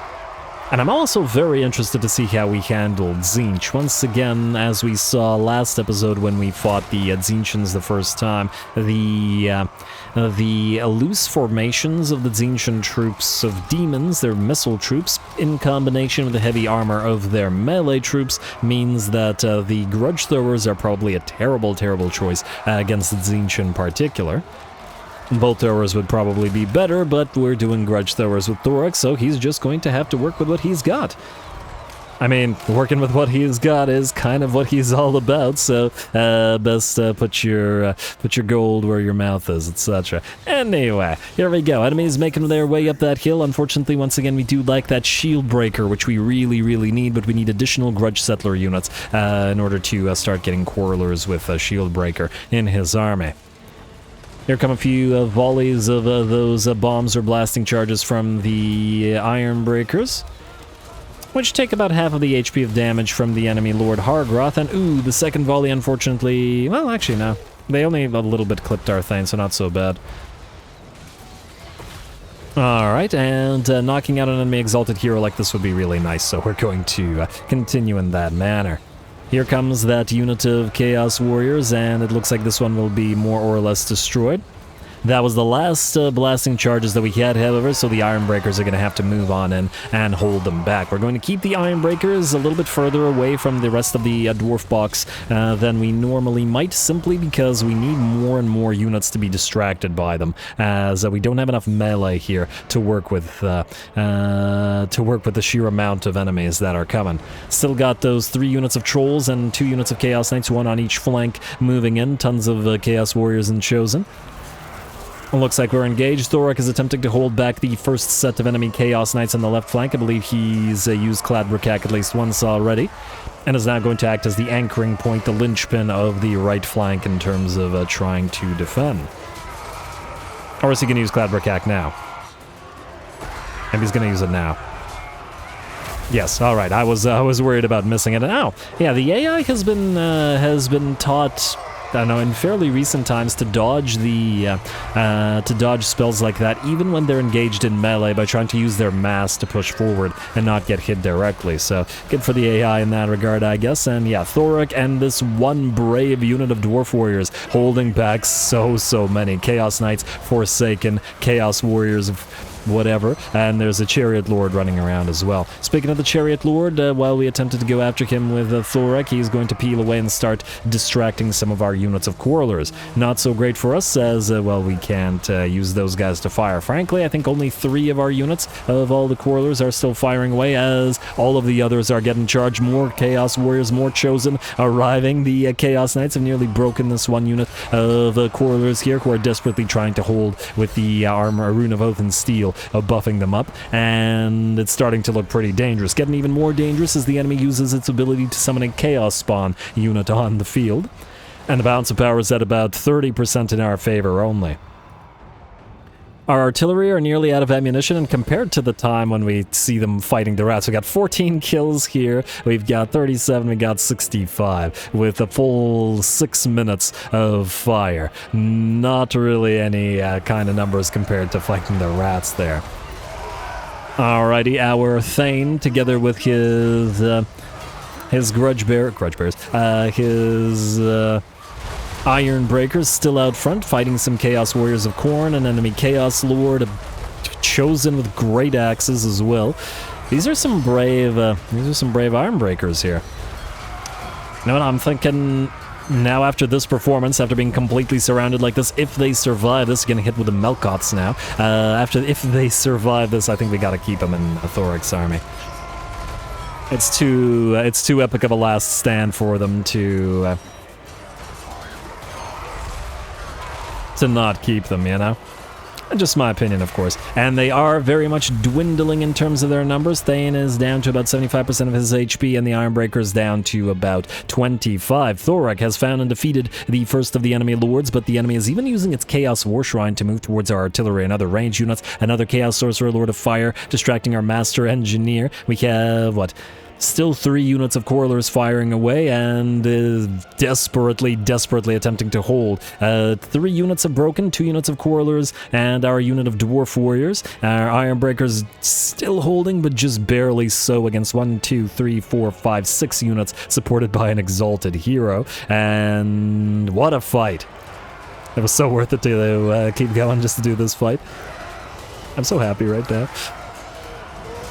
Okay, I really shouldn't be cheering for the enemy, as I've said earlier, though, because this is anybody's game at this point. If they should engage sufficient amount of Quarrelers in melee, we just won't be able to do enough damage in melee to, you know, overcome those roided-up Chosen and Chaos Warriors. You know, I love the classic Chaos Warriors as well, like the undivided ones without the mono-god color schemes. I think they're pretty darn menacing in their black armor and their black fur cloaks and whatnot.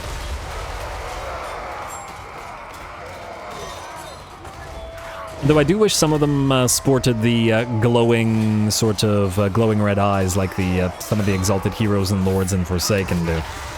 Not all of them, just like here and there, you know? Anyway, Bounds of Power at about, I'm gonna say 60% in our favor. It looks like the left flank is still in the fight, as we still have to deal with some Chaos Warriors. And at last, our Iron Breakers have broken. They haven't been completely destroyed. I think there's like 20 units left in them or something.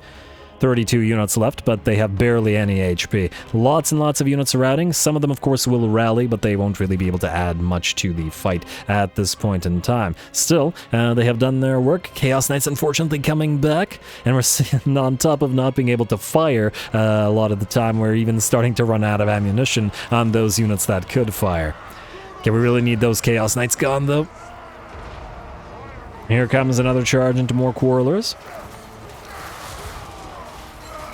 Maybe the Ironbreakers will be the only melee unit that we have in this army. I'm thinking once we get a Cathan War Drum and enough Runesmiths, the Quarrelers should be sufficiently strong in melee, especially if we get a decent amount of auras, additional auras like Brass Cleavers and Glittering Scales and such. The Quarrelers under Thorek should be powerful enough to be able to hold off enemies. Maybe not Chosen, at least not on a one-on-one, but they should still be able to pincushion them. We shall see. I mean, that's what Thorek's all about, right? He's all about his Quarrelers. And in Grimly's army, they're used as range units, not as pseudo-melee units. Anyway, it looks like just barely, we managed to hold the enemy off. About half of our army routed, and similarly, about half of our army is down to like a sliver of HP, about 10%. 1, 2, 3, 4, 5, 6, 7, 8 units. I think a couple of them might have also run off the map. Even the Thane routed at the end there, but we did manage to hold them off. And I'm gonna say that this was Thorek's, you know, real proper debut battle. And since we've given him the, he may not have a rune of striding or swiftness or whatever we gave Thorgrim, he does have that banner of swiftness, and he still moves reasonably quick, or at the very least quicker than a super slow Chaos Warrior. So he was able to chase him down and kill him. And we're gonna have to do our best to try to do enough damage to the remnants of this force so that we don't have to fight this battle again. Fortunately, again, Chaos Warriors are really slow in running, and the monstrous impact from the regiment of, or the Grudge Settler Grudge Throwers means that these guys are gonna be very slow as they run. An absolutely beautiful fight. This entire episode has had so many fantastic fights. This campaign just keeps on giving. Definitely, I think I'm gonna add it to one of my, you know, the list of my curated favorite campaigns that I've done on this channel. It's been too good. Anyway, more to come, I guess. For now, Thorek, you can rest.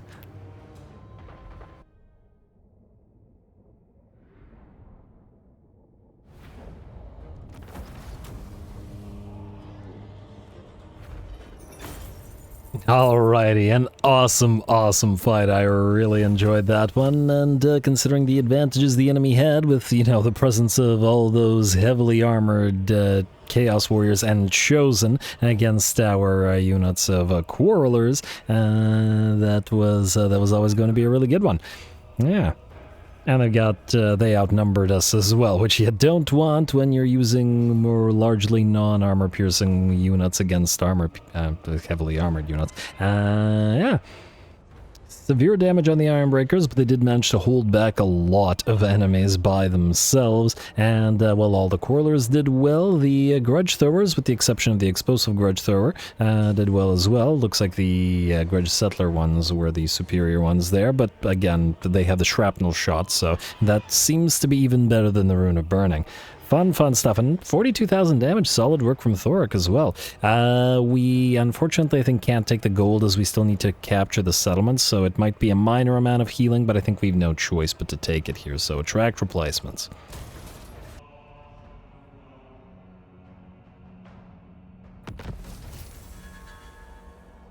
Alright, there we go, free Scarecrow banner. There's that defeat trait from Scarby, which is own army's faction. Oh, it's armies, not lords. Damn, that's better than I thought it was. Ambusher discovered, enemy killed, enemy killed, enemy killed. Free Dawnstone, another Jewelsmith, good to see. Powder Maker, not necessary for Thorgrim. Dwarfen Tattooist for Thorek.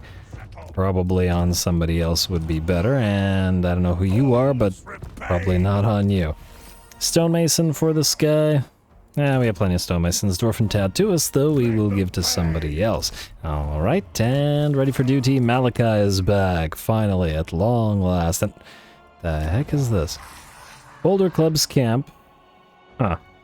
Was this always Zinchen, or did it just get transferred? Oh, it must have gotten transferred after these guys pieced out, eh? That's kind of interesting, but I presume it'll fall shortly. And besides, we're right beside it, so we should be able to take it. Anyway, we are, as I said prior to that battle, horribly out of time, so we just got to do two things. Thing the first, wipe out the rest of this army with Grimleys, and I will do that between the episodes because the game is being silly. And the other thing is get Malachi on field, just so that I don't forget. You, sir, get up here and. Okay, so first of all, I just want to take a look at. No, looks like his horde still functioning. Let's go for Inventor. Unlocks. Yes, he does unlock Master Engineer recruitments in all provinces. That's exactly what I wanted. Perfect. Then we want the construction cost reduction for horde buildings. We want the, well, artillery master for him as well. Yeah. What is master? Oh, this gives him deranged munitions, which is pretty darn solid in terms of massively increasing the damage of the army. Range-wise, Tinkerer gives us reload time reduction for artillery and flying war machines, and then Slayer does the Slayer stuff. Speaking of Slayer stuff, we'll go Tapestry of Oaths into Ritual Scarring for weapon missile strength, missile resistance, and further upkeep reduction for Slayers. Plus, this is all armies faction-wide, so this is already very nice and worth it. Nothing else that's super critical out of this, as I recall. So Inspiring Presence and Root Marcher. He's going to want Grimnir's heirs because he's going to be our Slayer Pirate Lord, in addition to all of the artillery and all the other crazy crap. You will also need plenty of engineers, I'd wager, but we need the appropriate kind of engineers. Maybe we'll do Metal Slinger in your army, because we can have sort of like Slayer engineers in your army, I guess.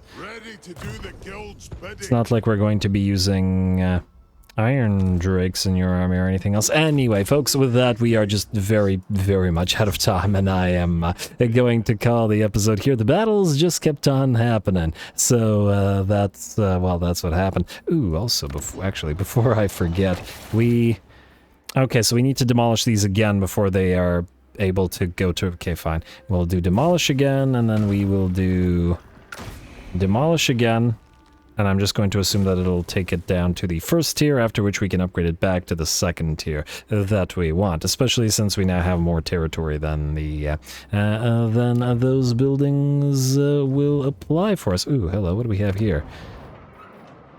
Trading warehouse.